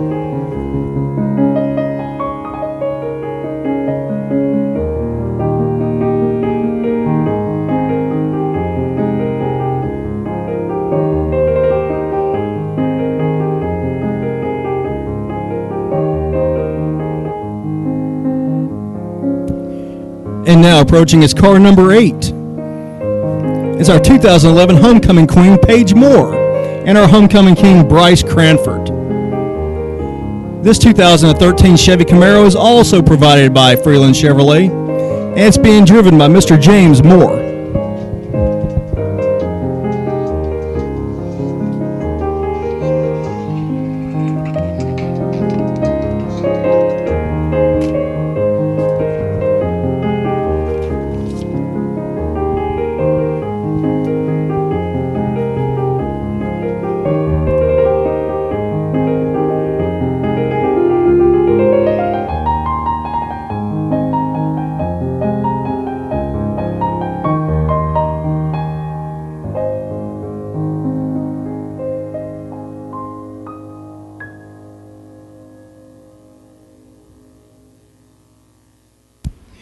And now we'd like to introduce to you Ezell-Harding Christian School's Homecoming Court of 2012.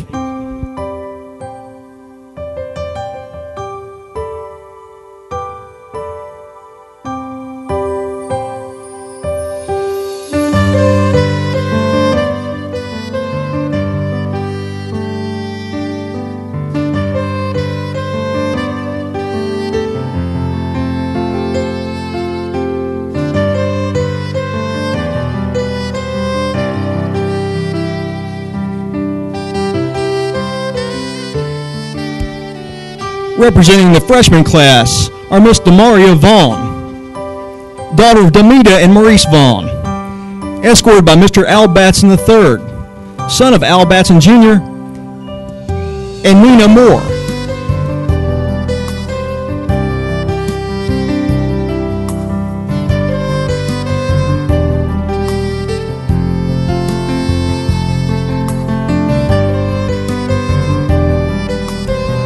Also representing the freshman class are Miss Mary Catherine Willoughby, daughter of Brian and Jill Willoughby, escorted by Mr. Seth Wise, son of Clay and Christy Wise.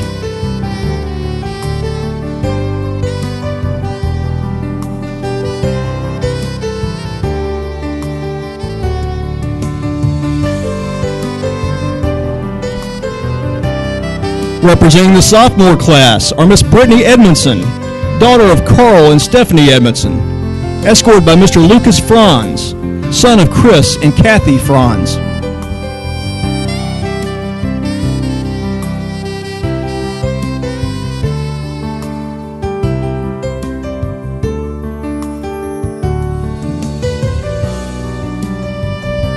Also representing the sophomore class are Miss Mary Beth White, daughter of Mike and Angela White, escorted by Mr. Austin Bryce Cunningham, son of Ken and Daisy Cunningham.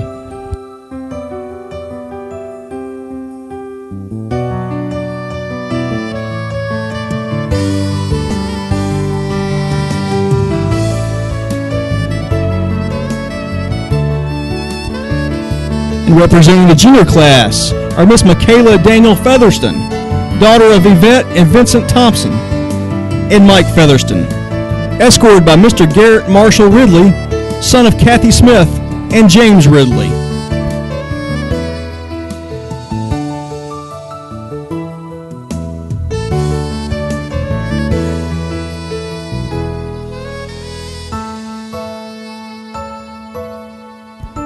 Also representing the junior class are Miss Taylor Lee Mitchell, daughter of Tony and Elisa Mitchell, escorted by Mr.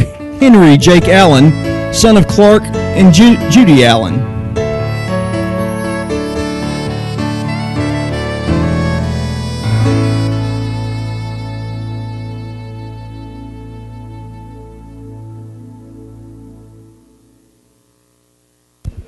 Representing the senior class are Miss Carly Nicole Adams, daughter of Doug and Tanya Adams, escorted by Mr. Jordan Samuel Michael Bakke, son of James and Lori Bakke.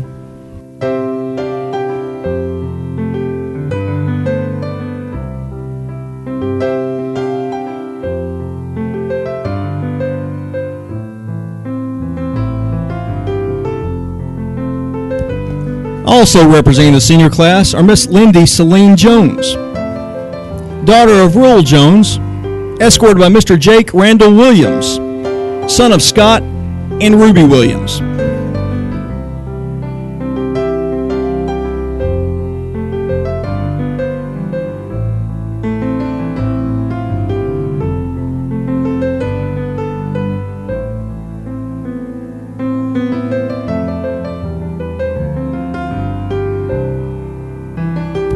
Representing the senior class are Miss Hannah Marie Spence, daughter of Mark and Monica Spence, escorted by Mr. Austin Robert G., son of David and Cheryl G.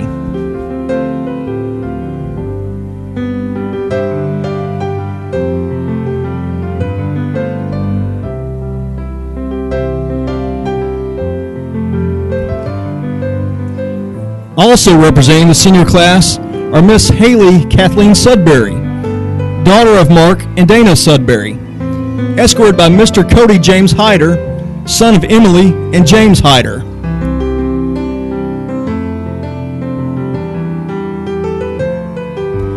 Let's have a round of applause for our Ezell-Harding Christian Schools 2012 Homecoming Court.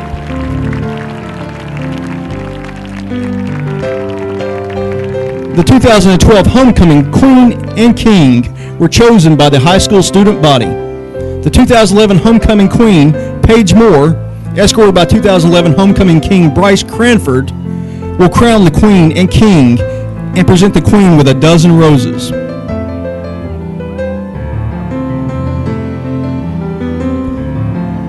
Ladies and gentlemen, the 2012 Homecoming Queen and King are Miss Hannah Marie Spence, and Mr. Austin Robert G.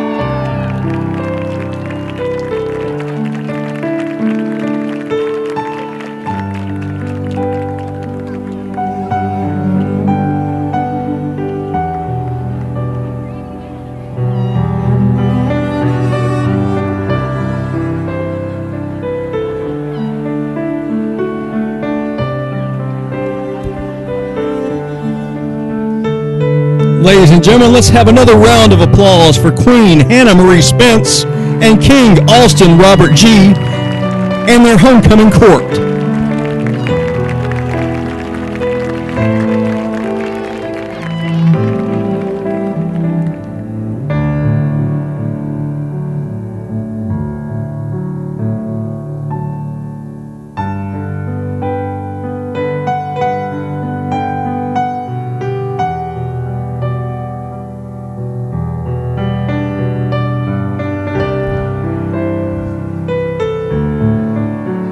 And at this time, we'd like to thank the following for making this year's homecoming possible. The flowers were provided by Rita Farrell. And David's Bridal and Men's Warehouse, we thank for the dresses and the tuxedos.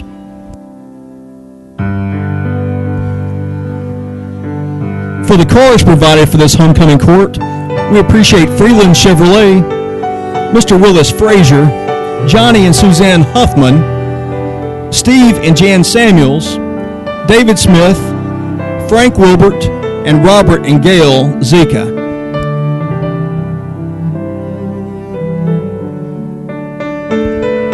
We'd also like to thank and appreciate the staff and teachers who helped plan this year's homecoming. Nell Birdwell, Amanda Carden, Nathan Daniel, Kim Gentry, Ethan Hufford, Casey Hunt, Elisa Mitchell, Bethany Oldham, Lisa Phillips, Susan Reese, John Suttles, Phyllis Woodard, Emily Workman, and Miss Katie Earls.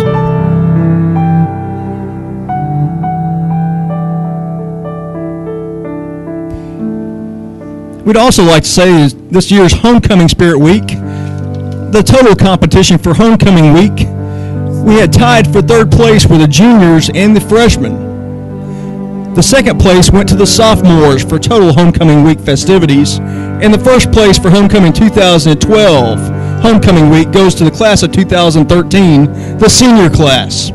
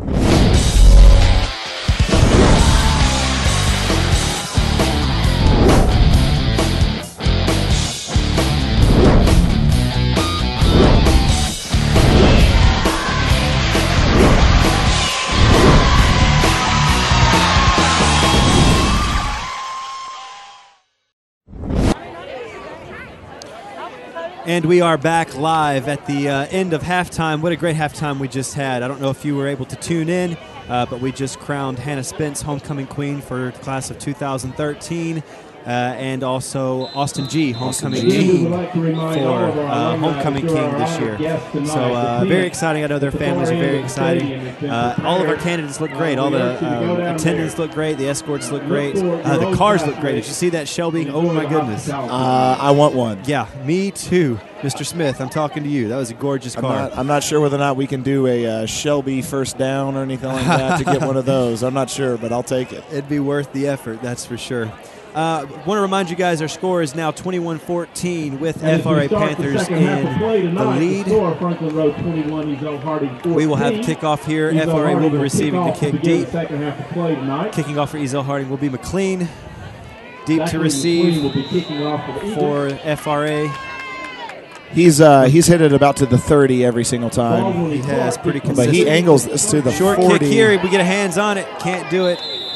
Ball is handled by number 19 of FRA, Chad Young. Handled well by the Panthers receiving team. Will become first and 10 for the FRA Panthers. Was that an attempt at an onside kick there? I think it was. I think we're trying to catch him off guard to get some hands downfield and get on it. But Franklin Rowe was able to take the ball and maintain possession. So they will start the ball at their own 40 with plenty of field in front of them to drive. Let's see if the Eagle defense can step up. Matt Hisson, quarterback again. He looks in, gets his signs. He's got 3 wideouts to his right. The give is to his running back, and he is met immediately and dropped. Number 12 for the Ezell defense. Jason Clark makes a stop. Jason Clark comes in big. Number 12, Jason Clark. FRA still finds a way to fall forward for about 3 yards. They do have a moderate gain there, but if we can keep that run game short, that's exactly right. Every time, I think that we've got a chance to make a big turn here on defense. Still pushing 3 receivers over there wide. Yeah, 3 right out to the right. Hisson gets his sign, steps under snap. This could be a quick wide receiver screen. They fake like it is. However, the underneath route, good defense. Yeah, Hosea ball hits up intense for number 2, Ponchilia, and it is broken up by number 15, Elias Kane. That was great defense right there. He did. He came in just at the right time. Any earlier, they would have thrown a flag, but he came in, got his big right hand around, knock the ball out of the possession, and bring up a 3rd down and about 7 to go. See, this is not as manageable of a 3rd down, Robert. If we can keep them to these middle-range 3rd downs, I think we got a chance to keep them to their 4th down punting or maybe even a turnover situation. That's right. Number 6, the one that gashed us, is now in the backfield. He is. His song takes the snap. 3 receivers to his right. Pass is made to number 2, Ponchilia, over the middle crossing route. What great hands. He goes up, grabs that ball with just his hands, brings it down, and it will be a 1st down across the midfield. And they will have possession with a brand new 1st down, moving the ball on the 44, 43-yard line. That was all wide receiver right there. That was a great play. He was outside of the body. Wow. And made a great snag. Hisson looks in from the sidelines to get his call from his coach. 3 receivers to his left, to the strong side of the field, the wide side, and one man in the backfield. The give is to the man in the backfield. Handoff goes for a 3-yard gain to the 40-yard line. Great stop there by the linebacker core of the Ezell-Harding Eagles. That's right. After you get gashed that one time on a really good offensive play, just keep it standard, do your job, make sure you tackle, wrap up. They are going with these 3 wide receivers on the sides here. They are trying to spread us out and see if they can get another ball over the top. Ponchilia has been tough to guard all night. Rashawn Perry's got his hands full with him. That last run was stopped by senior Justin Woodard at the line of scrimmage. Let's see if the defensive line can step up again. Quick step, drop, another fade to the left side. His man's got him, but throws it just out of bounds. Decent coverage there by Perry, but more than anything, the pass was just thrown out of bounds. He couldn't get to it. I mean, that's about right. He's bumping and running there on about the first 10 yards. I mean, like Ponchilia basically bumps off Dorian, gets separation. He has about a 3-yard cushion there, and normally they're able to loft it right in there. However, he missed it too far to the outside, all the way out of bounds. Good call there. I had the wrong name down. 44 Dorian Banks on the coverage there, not Rashawn Perry. Dorian Banks single coverage on the outside. His song in under center. He's got 3 receivers to his left, 1 man in the backfield. takes the snap, fakes the handoff, rolls out to his left, and he's going to keep it. Makes the run and is brought down at the 37-yard line by number 34. Ezell-Harding Eagles, number 34, Daniel Williams makes the stop. Looks like he tried to strip them there, and his song didn't like that. Comes up, and they have a few encouraging words for each other, but then broken up quickly. Loving encouragement. Encouragement. Hey, love to see defense go after the ball. It's good to see him ball hawking, trying to make a turnover. Turnover turned into 6 points for us last half. So defense coming out real aggressive now, trying to make a big stop. That's going to bring up a 4th down and about 5 yards. They just elect not to punt. His song getting under the center. He's got 2 receivers to his right, 1 to his left, and his big running back in the backfield. Drops back to scramble and is met at the line of scrimmage. Breaks through, reaches for a 1st down. It looks like it could be short by inches. Depends on the spot. Referee's got a spot just after the 1st down. 35. It is going to be short. The ball will be turned over to the Ezell-Harding Eagles. What a great stop there, Jason. Robert, my bad. That's okay, no problem. It looked like even though he was going to reach out right there, even on his reach, it was going to be a couple inches short. But he's going to be stopped at the 35. Ezell-Harding turnover on downs. Great defense right there. It was. Bend but don't break. They let him gain a few but didn't get enough for the 1st down. Big stand there by the Eagles. Let's see if we can go to a quick hitter offense here. Caldwell takes the snap, the give to the backfield to Gray, and he is met just at the line of scrimmage. Maybe he picked up 1 there.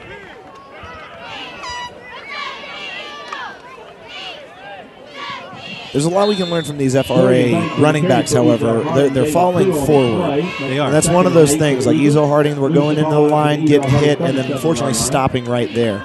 We are getting some yards on forward progress, so we got 2 yards on forward progress right there, but what we need to do is learn how to fall forward. Hit, fall forward, go to the side, fall forward. Caldwell in with the wishbone. He's got 3 men in the backfield. The give to the deep man, formation. Number 44, Dorian Banks with the carry. He gets about 6 yards, rattles off before he's brought down by the secondary of the Panthers. I'm not sure they heard me, but that was falling forward right there. It was falling forward. Yeah, he did that. He's going to be about 2 or maybe 3 yards short of a 1st down. Going to bring up a 3rd down. Big 3rd down here is if we can cross the middle of the field. Wishbone formation, man. I haven't seen that or heard that in a long time. I don't know if it was wishbone. I think it's what they ran. They had 2 fullbacks and a tailback. Well, it's looking like they're doing it again. Same set back there. 2 tight ends in, no receivers. The give is to Banks. He comes around the end. Good met run by 2 of the secondary of the Panthers, but not after he crosses the 1st down line. Big O'Charlie's first down.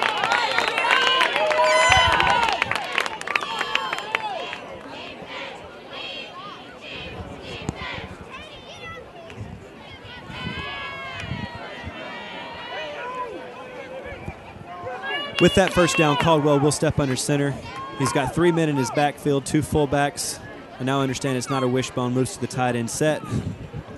The give goes left around the end. Dorian Banks makes a strong run to the left side, met by number 6 of the Panthers and brought down before making the 1st down. Casey Walker on the stop there.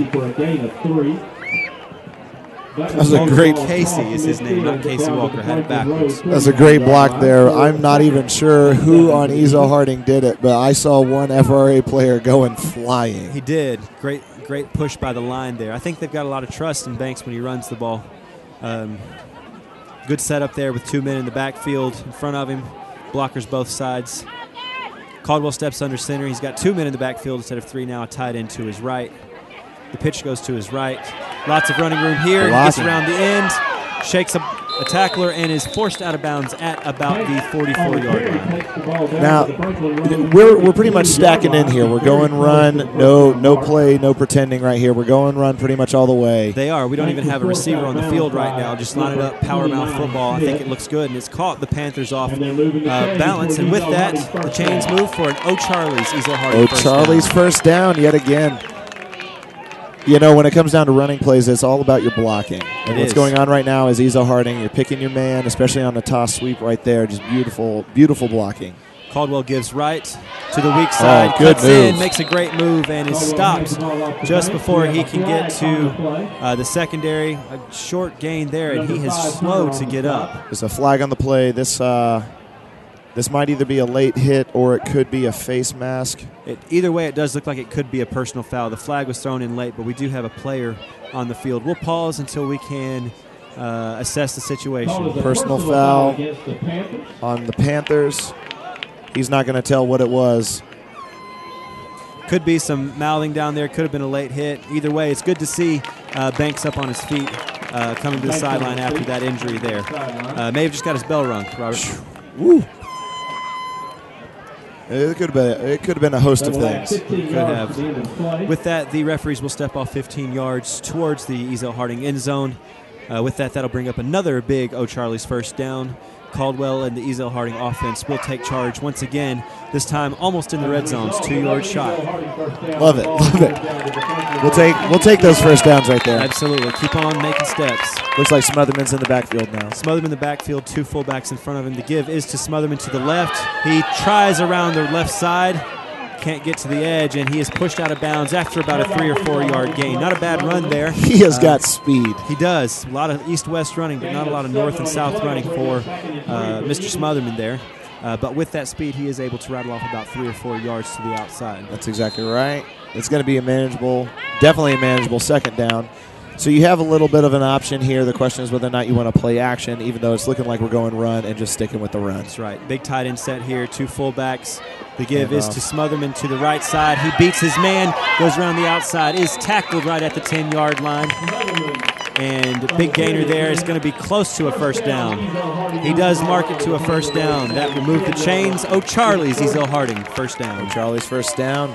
Well, we're well within striking distance now, Robert. I feel like Coach Hall is going to call in some plays that will set us up for the end zone here. We're not thinking field goal. We're thinking touchdown. That's exactly right. Smotherman's still on the Smotherman's still in the backfield, which means there's a great chance we're going to run it on the outside here. Ball is fumbled on the snap, picked up by Caldwell, and he still moves forward for about 4 or 5 yards and loses his helmet on the way down. Some aggressive tackling there by the Panthers. Caldwell makes the most of a tough situation. It was one of those handoff from the center to the quarterback, but he makes the most of it. One of those tricky rules that's going to be in most of football at this point is if your helmet comes off, you're going to have to come off the field for one play. Absolutely. He's so visiting with the goes equipment in. manager, trying to see if he can get that helmet corrected. So let's see. Into the quarterback, number 11, Matthew Gnip, will take the snap. He's got 2 fullbacks, Gentry, and the fullback, tailback is 21, Blake Smotherman. Gnip receives the snap. The give is to Smotherman. He's met at the line of scrimmage by a number of Panthers. That's going to be no gain there.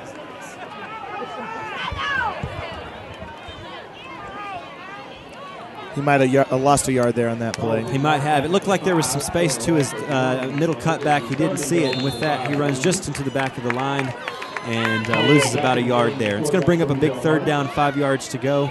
We've got 4 minutes and 40 seconds remaining in the third quarter. Dorian goes in the backfield here, so our north-south runner. See if we can get a push up there. Give is to Dorian to the left side. He's met in the backfield, but shakes the tackle. Hard run to the end zone, and he is short by about 2 yards, maybe a yard and a half. Good carry there by Dorian Banks. Robert, it looks like he had his man beat, shook a tackle, but they closed quick enough to drop him before he got in the end zone. That's right, swarm defense by the Panthers. It's going to bring up a big 4th and 2. Let's see what Coach Hall decides to do here. Will he try to kick the ball for a quick 3 points, or is he going to go for it? I think he'd go for it here. I think he is. Listen to the crowd. They're cheering for him to go. I think they're excited. We're excited. Let's see the play here.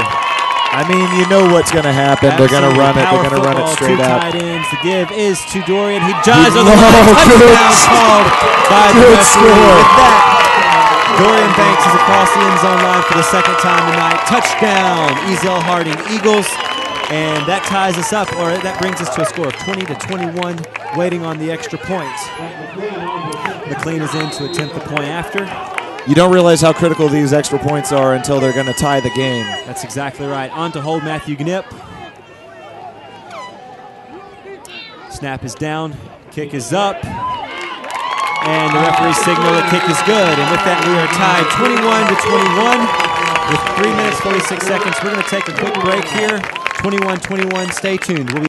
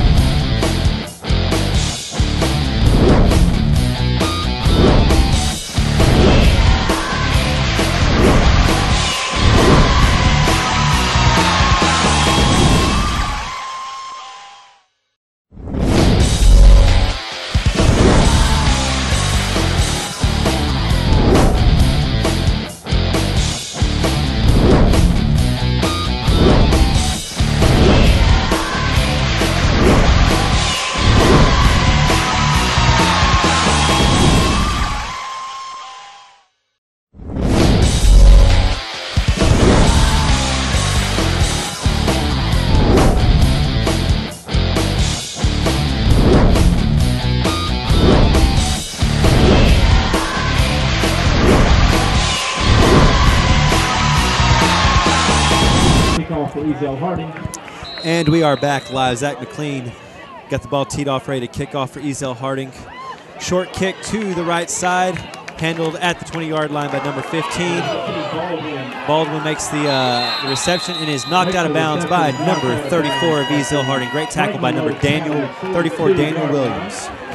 As usual, the majority of the time, these things all come down on special teams to blocking, and FRA laid the wood on number 44. That was a great block there.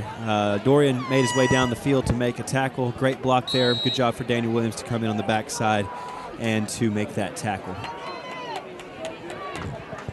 Our statistician over here has basically told us that every Ezell-Harding touchdown so far has been scored by Banks. It's a great call. Justin Woodard in to make a big play. Number 71 for Ezell-Harding comes in, makes a big stop on the carry. Oh, excuse me, wrong number there. That is number 35 for Ezell-Harding. Daniels on the carry, met in the backfield by Ezell-Harding's Justin Woodard for a loss of a yard. I believe that was Justin Woodard that made that stop. Number 71 over there. Hitting hard. Our senior captain on this game. Another big senior for the night. He also took a Bible test today and did great for me, Robert. Well, that's excellent. I mean, it would be bad if somebody on here, we'd have to mention that they did poorly on a Bible test. I know. His song takes the snap, the give in the backfield, and he is met immediately by the defensive line. These guys are pumped up. What do you think Coach Hall had to say to him during halftime? I'm going to tell you one thing right now. If he didn't say stop the run, stop the run, stop the run, I am the king of England. Yeah, absolutely. It looks like he charged his fellow Eagles. We're going to stop the run. We're going to make them throw the ball to beat us, and we'll see if they can do that now. His son looks over to his coach for the call. He does two receivers to the right. The very dangerous over to the right. Big number 2, Ponchilia is over there. If I'm going to guess a fade, it's going to go to Ponchilia. It's probably going to go to Ponchilia. It's going to be on this sidelines over here on the FRA sidelines where they've been very, very forgiving. There's a draw play again to number 15 and trucked over at the line of scrimmage. Big defensive play for the Ezell-Harding Eagles, and then a late hit call once again on the FRA Panthers. Big play made on the defense. Quarterback gets up and headbutts one of the Ezell-Harding Eagle defensemen. Referee's right there to make that call personal foul, I believe is what the call is. We'll wait and see what he says.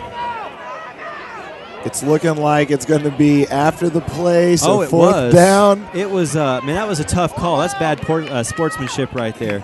Big play on defense, big stop made. The quarterback got up and was not happy about the call. Kind of reminds me of FRA's old mascot. Oh, and just he picked it off, waved it off. Still a fourth down. Still a fourth down, but he waves off the flag, says it was incidental contact, wasn't intentional contact, and removes the flag on the play. I think I saw contact there, Robert. I saw a little bit, and I'm going to tell you one thing right now. It's pretty much, it was intentional. It looked like it was. Big high fives on the sideline for number 71, Justin Woodard. The guy had a great defensive series which is going to bring on the Panthers to punt. Deep for Ezell-Harding, looks like. Late substitution by FRA. Can't see who's returning this kick. End over end kick, handled by number 44, Dorian Gray. Banks stays away from it. Banks stays away from it. Kick is out of bounds at the 30-yard line of the Ezell-Harding Eagles. They will take over with a 1st and 10 at the 30-yard line. 70 yards to go. Let's see if we can get another running score on the board. That would be absolutely wonderful. FRA starting to act like their old mascot, the Rebels. Good reference there, Robert. Exactly Pulls right. one back from the archives. Coach Hall is on the sideline just as excited as can be. He loves to see that defensive stand there by his Eagles. Let's see if we can take some of that momentum onto the offense. Now, once again, we come out with no wide receivers. Big tight end set, 3 men in the backfield. Looks like Caldwell's back to safeties. They are. Caldwell still to give to the left side. Big play to Dorian. He is met finally in the secondary, and they blow the play dead at the 37-yard line.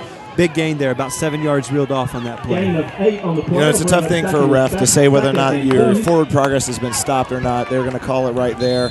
It looked like he was still churning, but we'll give him credit. Yeah, it looked like he still had movement to go. I think the referee tries to protect the running back there, but he had room to go still. Play is blown dead before he's taken down. Once again, Ezell-Harding in the 2 tight end set. 3 running backs in the backfield. Caldwell with the handoff to Dorian, and he breaks it free. And he's gone. He is gone. Touch him. Any flags, no flags. 64-yard line, and just like that, for the 4th time tonight, Dorian is into the end zone. Dorian Banks, number 44, into the end zone for the 4th time tonight for the Ezell-Harding Eagles. That's going to put him close to 100 yards on the night, well over 100 total yards on the evening when you count that big pick 6 that he had in the second quarter. Beautiful running straight up the middle. That was north-south running at its finest. Was a great run. One cut up the middle, beat the safeties. And he had 2 men chasing him down, and they could not stay with him. He outrun every player on the FRA defense. McLean in to add the extra point. The snap is down, the kick is up, and good. The kick is good.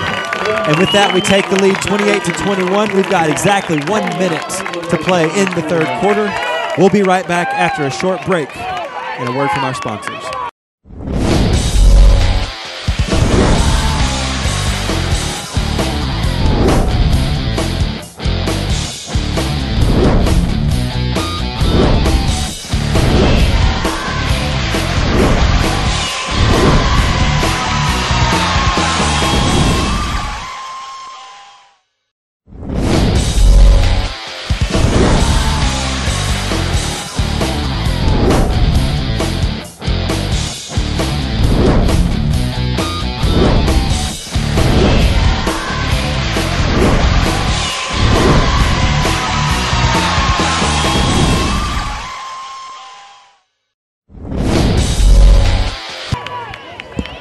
And after that touchdown by number 44, Dorian Banks, we are back live. That puts him over 100 yards over the night in total yards. Ezell-Harding with the lead, 28-21. This kick goes deep, handled by number 15 of the Panthers, and he is tackled at the 30-yard line, maybe the 28-yard line. Didn't quite get to the 30. And look at this intensity that we see from the Ezell-Harding defense, Robert. I see players fist bumping each other. Number 6 coming out super excited. You got to remember, number 6 is an 8th grader, which is going to be beautiful. We know he's excited to be playing tonight. Makes a good play on special teams. And so with that, the Panthers will take over at their own 29-yard line. Got about 54 seconds in the third quarter here. Ezell running the ball, grinding the clock. One score takes up. the snap. The toss to the outside to number 15. Makes one cut and then is brought down with about a 3-yard gain there. Baldwin gets the carry and turns it into a little bit of a run there, but doesn't get a whole lot, and the clock will stop right there. I wonder if we have a timeout or if they're still waiting to. With that, they start the clock, and then the Panthers are right on the ball, ready to take the snap.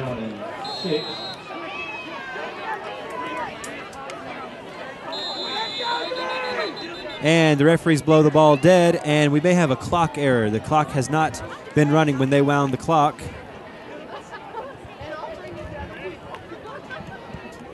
We're going to take a 30-second break here. If you would stay tuned, we've got a clock issue. They're going to see if they can get that resolved. We will be right back.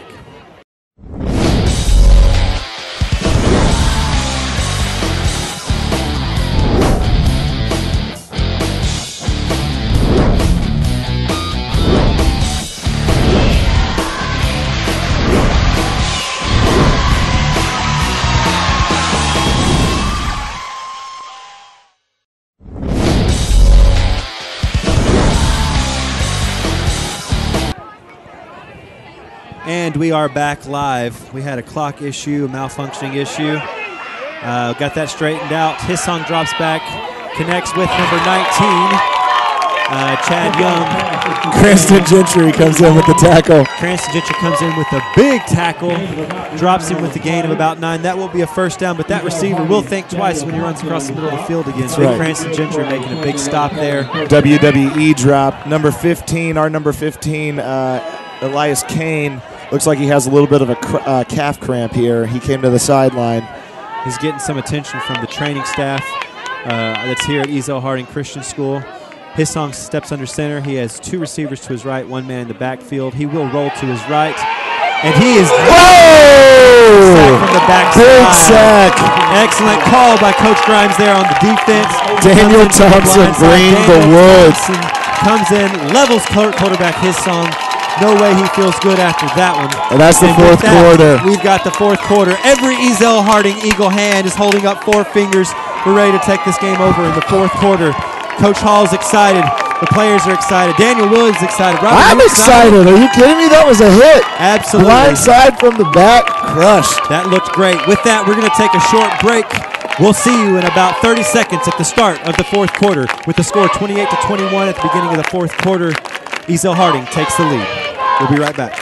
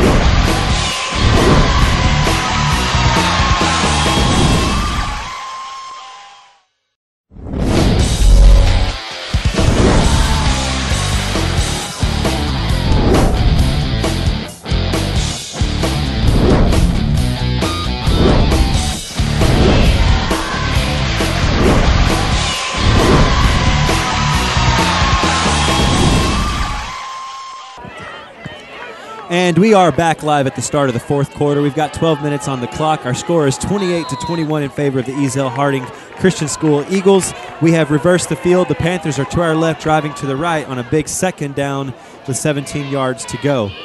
After a brilliant, absolutely brilliant tackle by Daniel Thompson. Bubble screen goes out to the left and met by 3 Ezell-Harding Eagles. No gain there, a very small gain. Looks like maybe a gain of 2. Yeah, he may have picked up 2 there. Ponkilly has been hot all night. Catches that ball from his song, but then got hit immediately and could not pick up any further ground. About 3rd down and 15 here. His song looks to his coach to his left now, gets his call in, sends a receiver far out to his left. Man comes into motion. He's got 2 receivers to his right, 1 in the slot, and then a man to his left. He has 1 man in the backfield. Steps under center, and the line comes set. The Eagles drop back into coverage. His song takes the snap, looks to a strong receiver on a slant quick cutter, pattern. and he is stopped right as he crosses the 50-yard line, which will be enough for a first down for this FRA Panthers. Man, normally he goes that fade route. He faked with that shoulder that came inside, and he hit him right between the numbers on that slant. That's right. Casey Perkins coming in, trying to mop up everything right there in the middle of the field. He had backed off about 12 yards from his man. Unfortunately, on a slant route, that means he's got to cover everything in the middle. Absolutely. Left him wide open on an island. 2 men in the backfield for Hasong.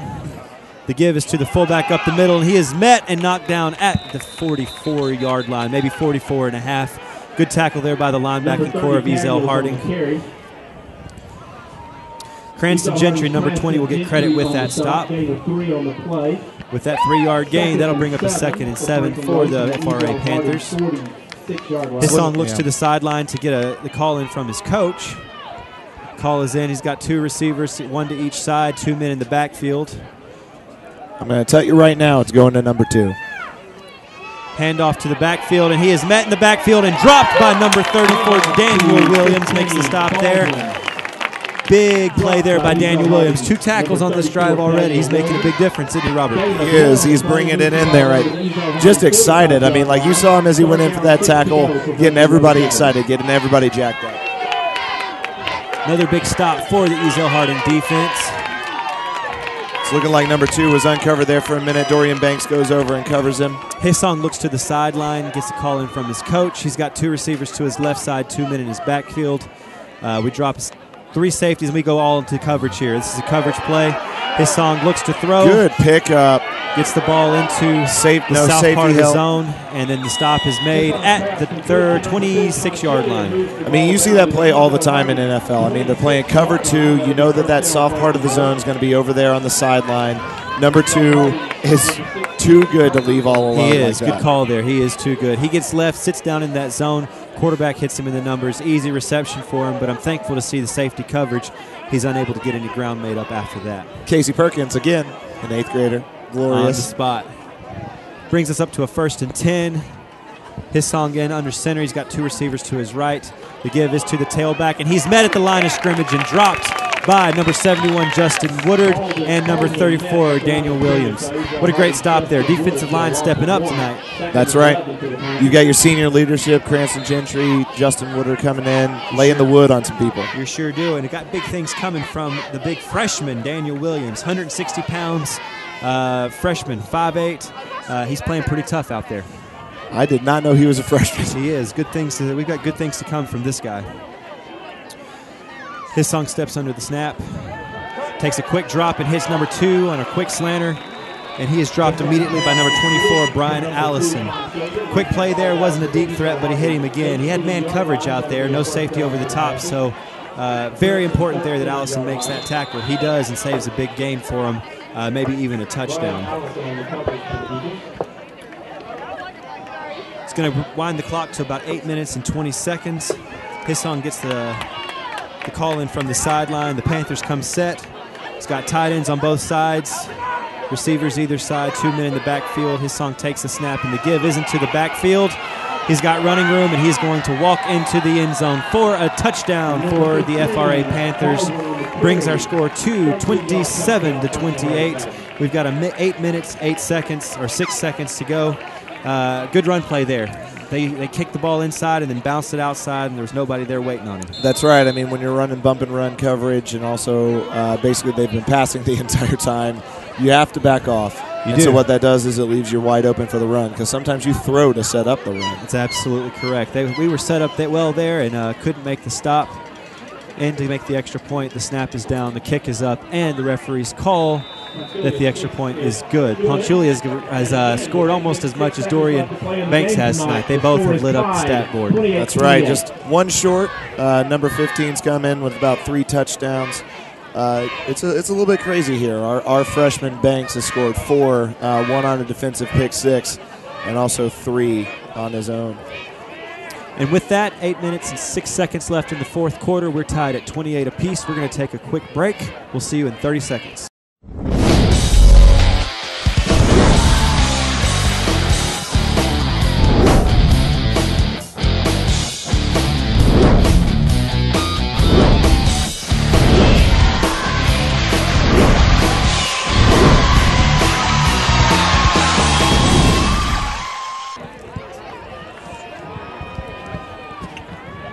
And we are back live. North on the kickoff. Number 42, North on the kickoff. Ezell-Harding deep to receive. Number 44, Dorian Banks to receive the kick. They haven't kicked to him all night. I can't suspect that they'll do that again. I doubt it. They had a little bit of a squib kick on the last one. Kick it short to the left. Ball looks like it will bounce. Handled by 44. Oh, he got to get on it. Banks handles it, gets on it, and is dropped at the 11-yard line. That ball had a strange bounce. Yes, it did. And that was difficult for Banks to get on, and he is, again, slow to get up after that play. He is helped up off the field by number 21, Blake Smotherman. Appears to be doing okay, and so we will switch the field. Ezell-Harding Eagle offense will take over and see if we can keep this run game going. That's about right. Put us in a little bit of a hole here on the 13-yard line. Going to have to make up some distance. Our score is 28-28 in the middle of the fourth quarter. Caldwell steps under center. No receivers, big tight end set. The give is to the backfield to number 44, Dorian Banks, and the ball comes loose and picked up by who else?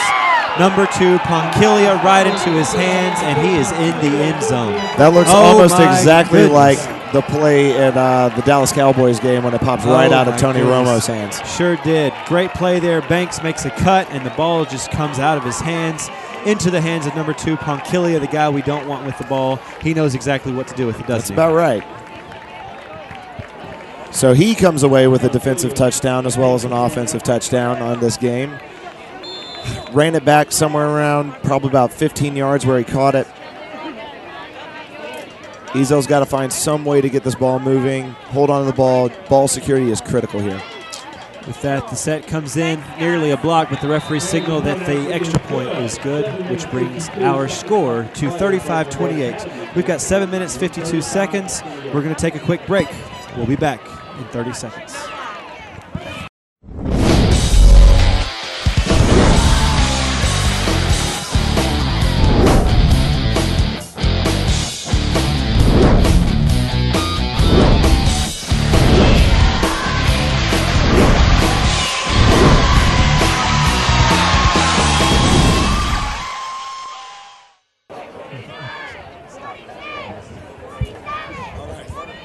And we are back live. Our score with 7 minutes and 52 seconds left in the game is 35-28 in favor of the FRA Panthers. Tough play there. We were deep in our own territory, had the play call we wanted, got into the secondary, and then Banks got hit and coughed up the football. That's about right. I mean, it happens. It does. Again, Banks a freshman. He's got some time to learn. He's got some time to grow. It happened in the first half too. Only we were the ones receiving that. This time, we were the recipients of some tough luck there. Number 42 of the Panthers kick goes out of bounds. The referee throws the flag, and we will see where we will get set here in just a second. Talking about scoring on defense, we've got 14 points on the board tonight of defensive scores. Looks like that both teams are pretty aggressive on defense. We've got a pick six in the first half by Dorian Banks, and then right there, recovered fumble ran in for a touchdown by number 2, Ponkilia. I wonder if these two guys are friends off the field. I don't know that they know each other. Probably not. It's FRA. We don't associate with them, I don't think. Probably not on each other's Twitter page, are they? Caldwell takes the snap. The give is to number 21, Blake Smotherman, and he is dropped immediately by several of the FRA Panthers. They know what we're doing. They're just pinning their ears back and coming straight for the run, Robert, and it's going to take maybe some disguising or a play action before they actually slow down. That's right. I mean, this rush up the middle. There's no way really to counter when they stick 9 in the box until you start throwing out a play action to get them off balance. Let's see if Coach does that here. Offensive line comes set. Caldwell comes under center. He has 3 men in the backfield, 2 tight ends, 1 at either side. It is a play action. He has a man open, but he doesn't take it. He keeps it himself, scrambles forward, and is down at the 44-yard line. Looks like he had a man open there, elected to hold on to it. Scrambles for about a gain of 7 or 8. And it will bring up a big third down for Ezell-Harding. Does. Number 80 was streaking right there on about the 45-yard line. Rashawn Perry had some space in front of him. That's about right. Caldwell elects not to throw the ball. He goes in to make the scramble, picks up a few yards. Tough call to make there. That's about right. I mean, it's hard. With a scrambling quarterback, you have to have your eyes down the field. That's exactly right. And you've kind of given away the fact that you're going to do a play action, so the question is, do you do it again? You still have to open them up. Caldwell to give to the left side, has some running room to give. It's 21 Blake Smotherman, and he is brought down after a short gain. Needed 7 for a first down, probably got 2.5, maybe 3, which will bring him well short of the first down line. That'll bring up a 4th down, and Coach Hall has time to make a decision. Will he go for it or will he punt? It's looking like we're going to punt here. Yes, looks like he sends the punt unit in. Ellis looks like he will drop deep to punt. And Ponkilia, number 2 for the Panthers, will be deep to receive the kick. Eagles in punt formation. Comes set. Bouncing snap comes to Ellis. He gets the kick off. Short end over end kick is handled at the 33-yard line by Ponkilia with a fair catch. And the ball will go over on downs, and the punt to the FRA Panthers. They'll take over with their offense. Need a big stop here, Robert. That's exactly right. We need some amazing defense. You pretty much know what they're going to do. They threw the majority of the downs in the last series that they had, and they only ran on the very last one. So the question is, how are you going to load it up? Are you going to basically back off on coverage and then open up this number 15 who's gashed us 3 times for touchdowns as well? Or do you do tight coverage, bump and run coverage, and see what happens with Ponkilia? They do drop into coverage. The pitch goes to the right side. Good blocking up front, and he's got room to run. Number 15 takes off down the sideline. He's going to be met hard by number 34, Daniel Williams. Man, he covers some ground. He covers some ground. It looks like he may be down with injury to his leg. We'll take a quick timeout there with him receiving medical coverage on the sideline. I don't know if they will. They'll blow the play dead so he can receive some medical attention. That pitch went hard to the right, and they brought blockers out there, and it looks like we were just slow to recover. Yeah, I mean, we're backing off in coverage, and that's part of the problem is the fact that they're running 3 receivers pretty much. They've got a tight end that they're rolling out. They've also got 2 receivers. So what's happening is we're backing way off, and because of that, they're going to have some open lanes, especially in the blocking game, because they are excellent blockers. They're pulling their guards around, and especially on those tosses, their fullbacks are really blocking well. They really are. With that big gain, it's going to bring up a 1st and 10. The ball is on the 26-yard line of the FRA Panthers, not quite in the red zone. They've got the running game going. They've got the passing game going. I think it's time to turn up the intensity on the defense here. Yeah, I think, well, you got to play aggressive. And the question is, how do you want to play aggressive? I mean, do you want to play aggressive as far as blitzing goes? Because that means that you're going to have a wide open receiver most of the time. Sure. So you definitely don't want to blitz from Ponkilia's side because you know he's going to have a hot read over to that side. Or do you basically load up a box and try to stop the run and then hope that your man-on-man receivers are going to be there? And FRA, every time we've done that, has thrown a fade to the outside pretty much and gotten a very, very substantial gain. That's right. We're going to take a quick timeout, the official timeout. We've got a man injured on the field. He's receiving medical attention. With that, we're going to take a 30-second break. We'll be right back.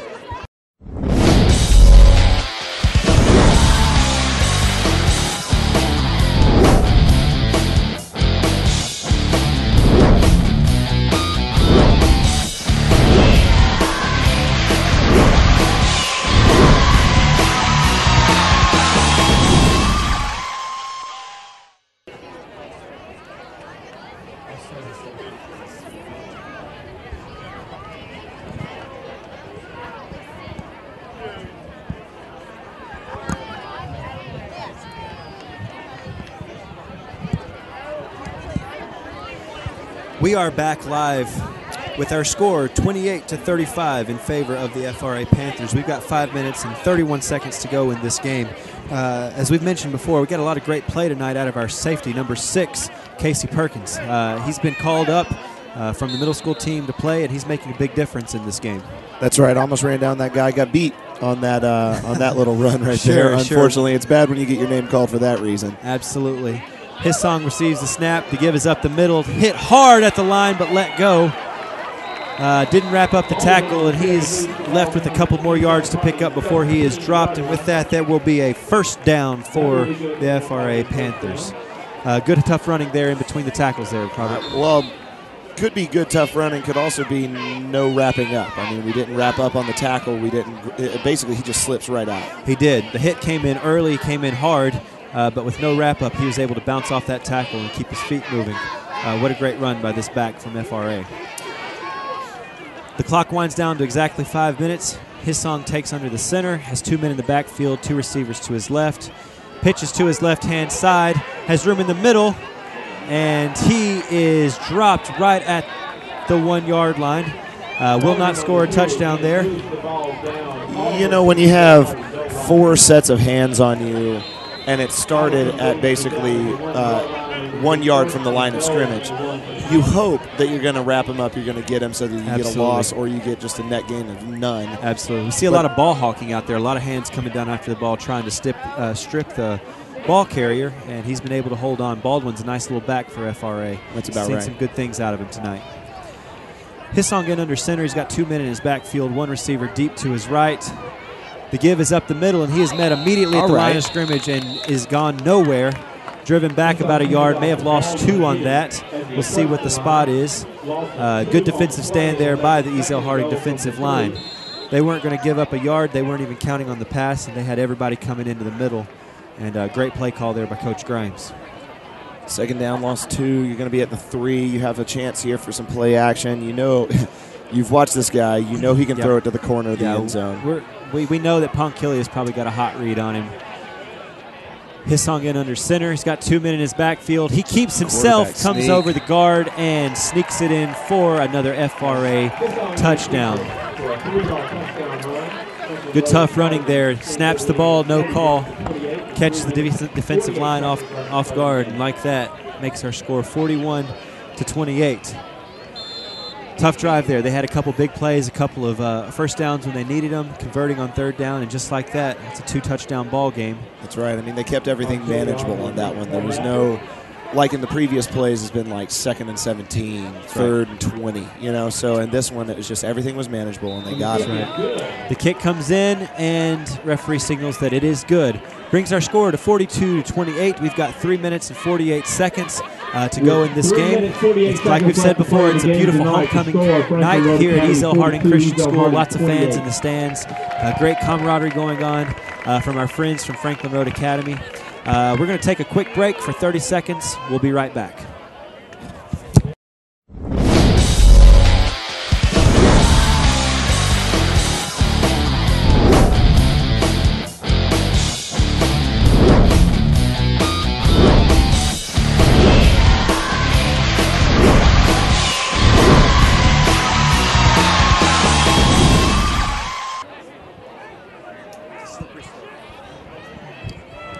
North on the kickoff for the Panthers. We are back live. Number 42 North on the kickoff for the Panthers. Deep to receive, number 44 Dorian Banks, and number 21 Blake Smotherman. Smotherman and Banks back deep to receive for Ezell-Harding.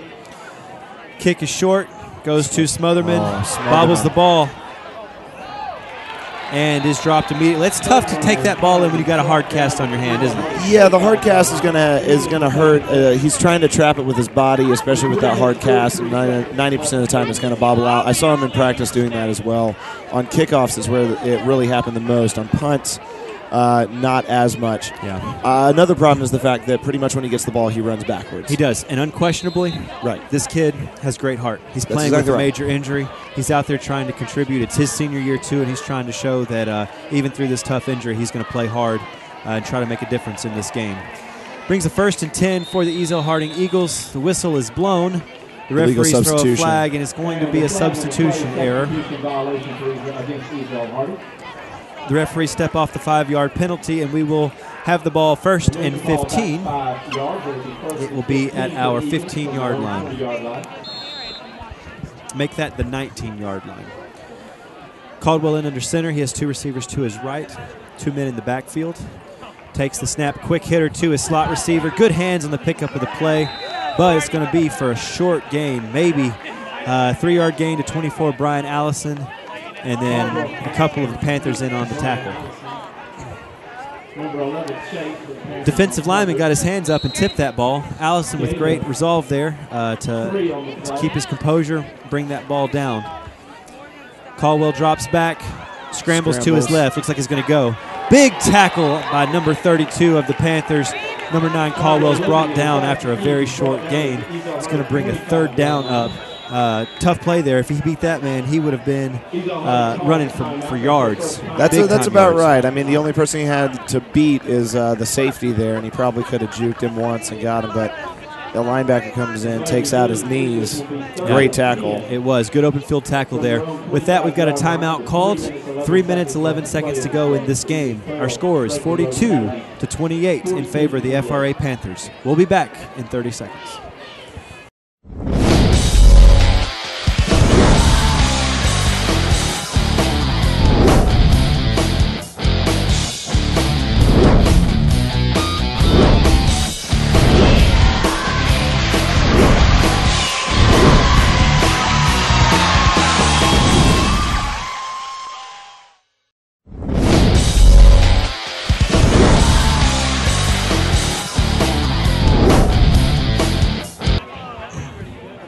And we are back live. Our score is 42-28 with 3 minutes, 11 seconds to go. The referee blows the whistle, start the clock. At about 3rd down and 10 here. Caldwell takes a snap, rolls to his right. Got to get rid of this ball. Escapes the tackle. Shovel pass to number 21, Blake Smotherman. He drops the ball. They're going to rule it incomplete. Smotherman holds his wrist as he gets up. Very slow to get up here. And he is onto his feet. Good play there by Caldwell to try to make something out of nothing. Couldn't do it. The pass is ruled incomplete. Better than a fumble because they would have been there to recover it. Definitely better than a fumble. Yeah, a little bit of the problem here is when he rolls out, he's got to be looking immediately to the receiver that he thinks is going to be open. And the problem is the fact that we only have 2 receivers out there at this point, so who is really going to be open? Does a little improvisation. That's right. Improv there and tries to make something happen, and it doesn't. This time he's got 4 receivers set, 1 man in the backfield, no tight ends. Takes a 5-step drop, throws it deep down the sideline. He's got Rashawn Perry, and it is picked off by number 29. Leaps up in the air, makes a play. 29 for the FRA Panthers is Torrey Smith. And with that, that's a big turnover right there. Great thrown ball, thrown pretty hard, but he had double coverage and safety help over the top. That's about right. As a wide receiver, when you see that, you do have to turn into a defensive back, though. That's exactly the problem. Right. The fact that what happened was basically over his head. He knows it's over his head, and then he just doesn't go for it. That's right. Can't give up on that play. That's right. With that pass, that interception right there, the Panthers will take over with 2 minutes and 53 seconds. They're on their own 38-yard line. Our score is 42-28. Man, that's a tough play right there. That was. I mean, 4th down and 10. You're going for it. You're going for the first down. You're trying to get yourself set up. You're 2 scores away. Have to make a play. He had a receiver. Took a shot at it, but with double coverage, they were able to make the pick. Hissong gives up the middle to number 15. He bounces outside, and he's got some room to run. He is finally pushed out of bounds by number 11 at the 25-yard line. Stopped there by number 11, Matthew Gnipp. Hosea Baldwin on the carry there. They pick up yardage, and they're going to run some more time off the clock. That's about right. I mean, if they keep this running game up, the one thing that's going to happen here is the fact that they're probably going to run up the middle. They're probably going to get stopped a few times, but every single time that clock is going to grind down. That's exactly right. We'll see what Coach Hall decides to do with his timeouts here. Main thing we got to do is stop the ball carrier. That's right. Hissong in under his center. He's got a receiver to his far left, two receivers in the backfield, and a big tight end set. Takes the snap. The give is to the fullback, number 30, and he is brought down at the line of scrimmage. Lose the ball out to the Ezell-Harding 23-yard line. The ball's going to be spotted at the 23-yard line. He's got a gain of 2 on the play, and the clock, our biggest enemy right now, is still running. Ticking down to just below 2 minutes and 20 seconds left in the game. And, of course, the Panthers are in no hurry to get up on the ball. They're going to try to milk this for what it's worth. Coach Hall still has 2 timeouts left. We'll see if he decides to use them here, if we can get a big defensive stop. That's right. You get a stop here. You use that timeout, see what happens. Regroup. Absolutely.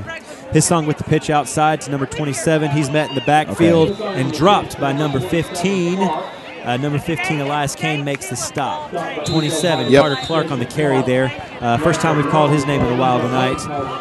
And with that stop, the clock will stop when Ezell-Harding calls timeout. Good call there by Coach Hall. Full timeout with 1:58 seconds. We'll be right back in 30 seconds.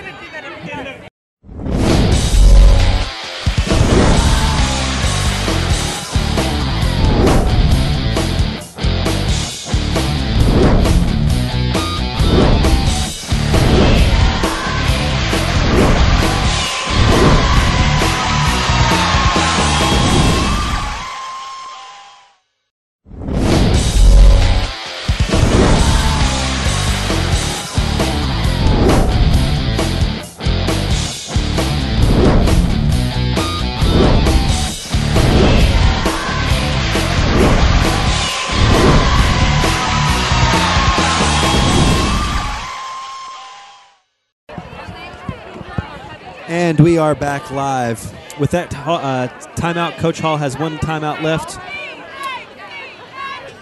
And Hissong steps under center. Big third down, 9 yards to go. We'll see if they elect to run the ball here, take some more time off the clock, or if they'll throw the ball. The give is up the middle to 27, Clark. Good blocking downfield, and he will score into the end zone for another FRA touchdown. Handoff goes to 27, Clark there, and he is untouched all the way to the end zone. Tough play there. I think that might be the one that breaks the back, Mr. Lindsay. That might be. Number 14 was doing some excellent blocking on number 15 of Ezell-Harding. Sure was. Just pretty much sprung the last 15 yards there. Absolutely. And with that, the Panthers will come in to set the extra point. Our score is 48-28 with 1:51 seconds. We'll wait to see what the call is. Snap is in. Hold is down. The kick is up. And the referees call that the kick is good. And then with 1:51 seconds, our score is 49-28. Ezell-Harding will take over with the kick when we come back in just 30 seconds. Ezell-Harding will take possession.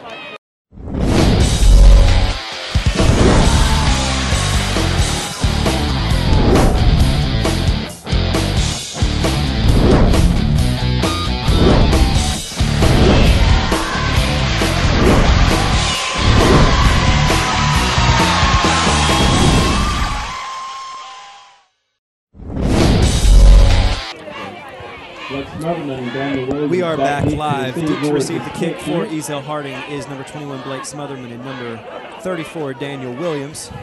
Kicking off for the Panthers, once again, number 42, TJ Norris. Kicks it right to Smotherman because of the fumble last time.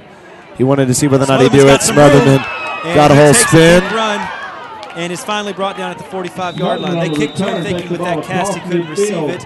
They forgot how quick his feet are. Yeah, that's exactly right. I mean, yeah, sure he has a cast on his hand, but that doesn't mean his legs are broken. So he's still going to be able to juke you out, spin you, make you look like a fool. Absolutely. The question is it too little too late? Hopefully we can strike quickly here.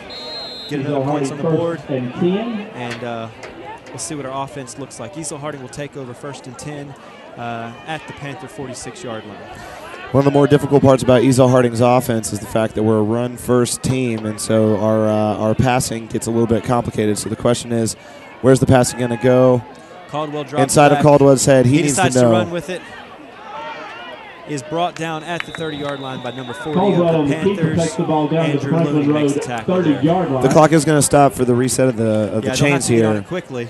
But the problem is, within Caldwell's head, they are going to give you 10 yards. They're just not going to give you the big play. He's got to have inside of his head an internal clock to get rid of that ball. That's exactly right. Caldwell takes a snap. He's got receivers on each side. Drops back. Throws a deep fading pass. Has a receiver. Ball is incomplete. 2 guys fight over it, and the ball falls to the ground. Referee signals incomplete, so that'll bring up 2nd and 10. But more importantly, Robert stops the clock. That is a bonus of that. I mean, he had a receiver over there where it was double coverage. Basically, FRA has dropped 6 backs at this point. They have. They're going to keep us from throwing the ball over the top. The running game will be open, but again, maybe too late to look to that. Caldwell under the center, has receiver to each side. The ball is fumbled and picked up by the Panthers. Number 27. He's only got one arm. He's trying to tackle him with that one arm. It's not going to work. FRA receives the fumble. Number 27, Carter Clark receives that, brought down by number 21, Blake Smotherman. They will take over on the turnover there with 1 minute and 14 seconds in the game. This doesn't look good. No, pretty much at this point you run the ball. Coach Hall can either choose to call a timeout if they've even gotten a block or anything like that, see what happens. But at the end of the day, they'll be able to run down the clock. So with 1 minute and 14 seconds left in the game, our score is 49-28. FRA Panthers will take over on the turnover. It will be 1st and 10 from the Ezell-Harding 43-yard line. And they do get into victory formation. All the tight ends in, lots of protection in the back. His song will take the snap under center. And with that, he will take a knee, and the clock will run out. A couple of things to look back on this game, Robert. The Eagles played great defense the first half, came out strong the second half, but then at the end of the game just kind of lost it. A couple of big plays seemed to break our backs. That's about right. We scored 28 in the first half. And then didn't score any in the second. FRA basically came away with their pounding run game, also with their off-balance throw and run attack, and so there was nothing that we could really do. We stopped them a few times, but not on some big situations. That's exactly right. Other big notes from the night, we had a great game from Dorian Banks. He had multiple touchdowns offensively, he had a touchdown defensively, made a good pick 6 on defense. That was a big highlight of the night for Ezell-Harding Christian School. Other big plays from our seniors tonight. It's been an exciting night with our homecoming going on. The crowd has been out and been loud and very supportive. We want to thank all of our parents and families that support the work that we do here. We ask that anytime you are able to come on campus, come and give us a visit. We'd love to show you around. We love our Ezell-Harding family here, and as the clock winds down, we just want to say one more time, thanks for joining us. Our game tonight is brought to you in part of O'Charlie's. We thank our sponsors very much, and look forward to seeing you next time here on Ezell-Harding Christian School Network. I'm John Sullivan. Robert Lindsay. We're signing off. We'll see you next week. Good night.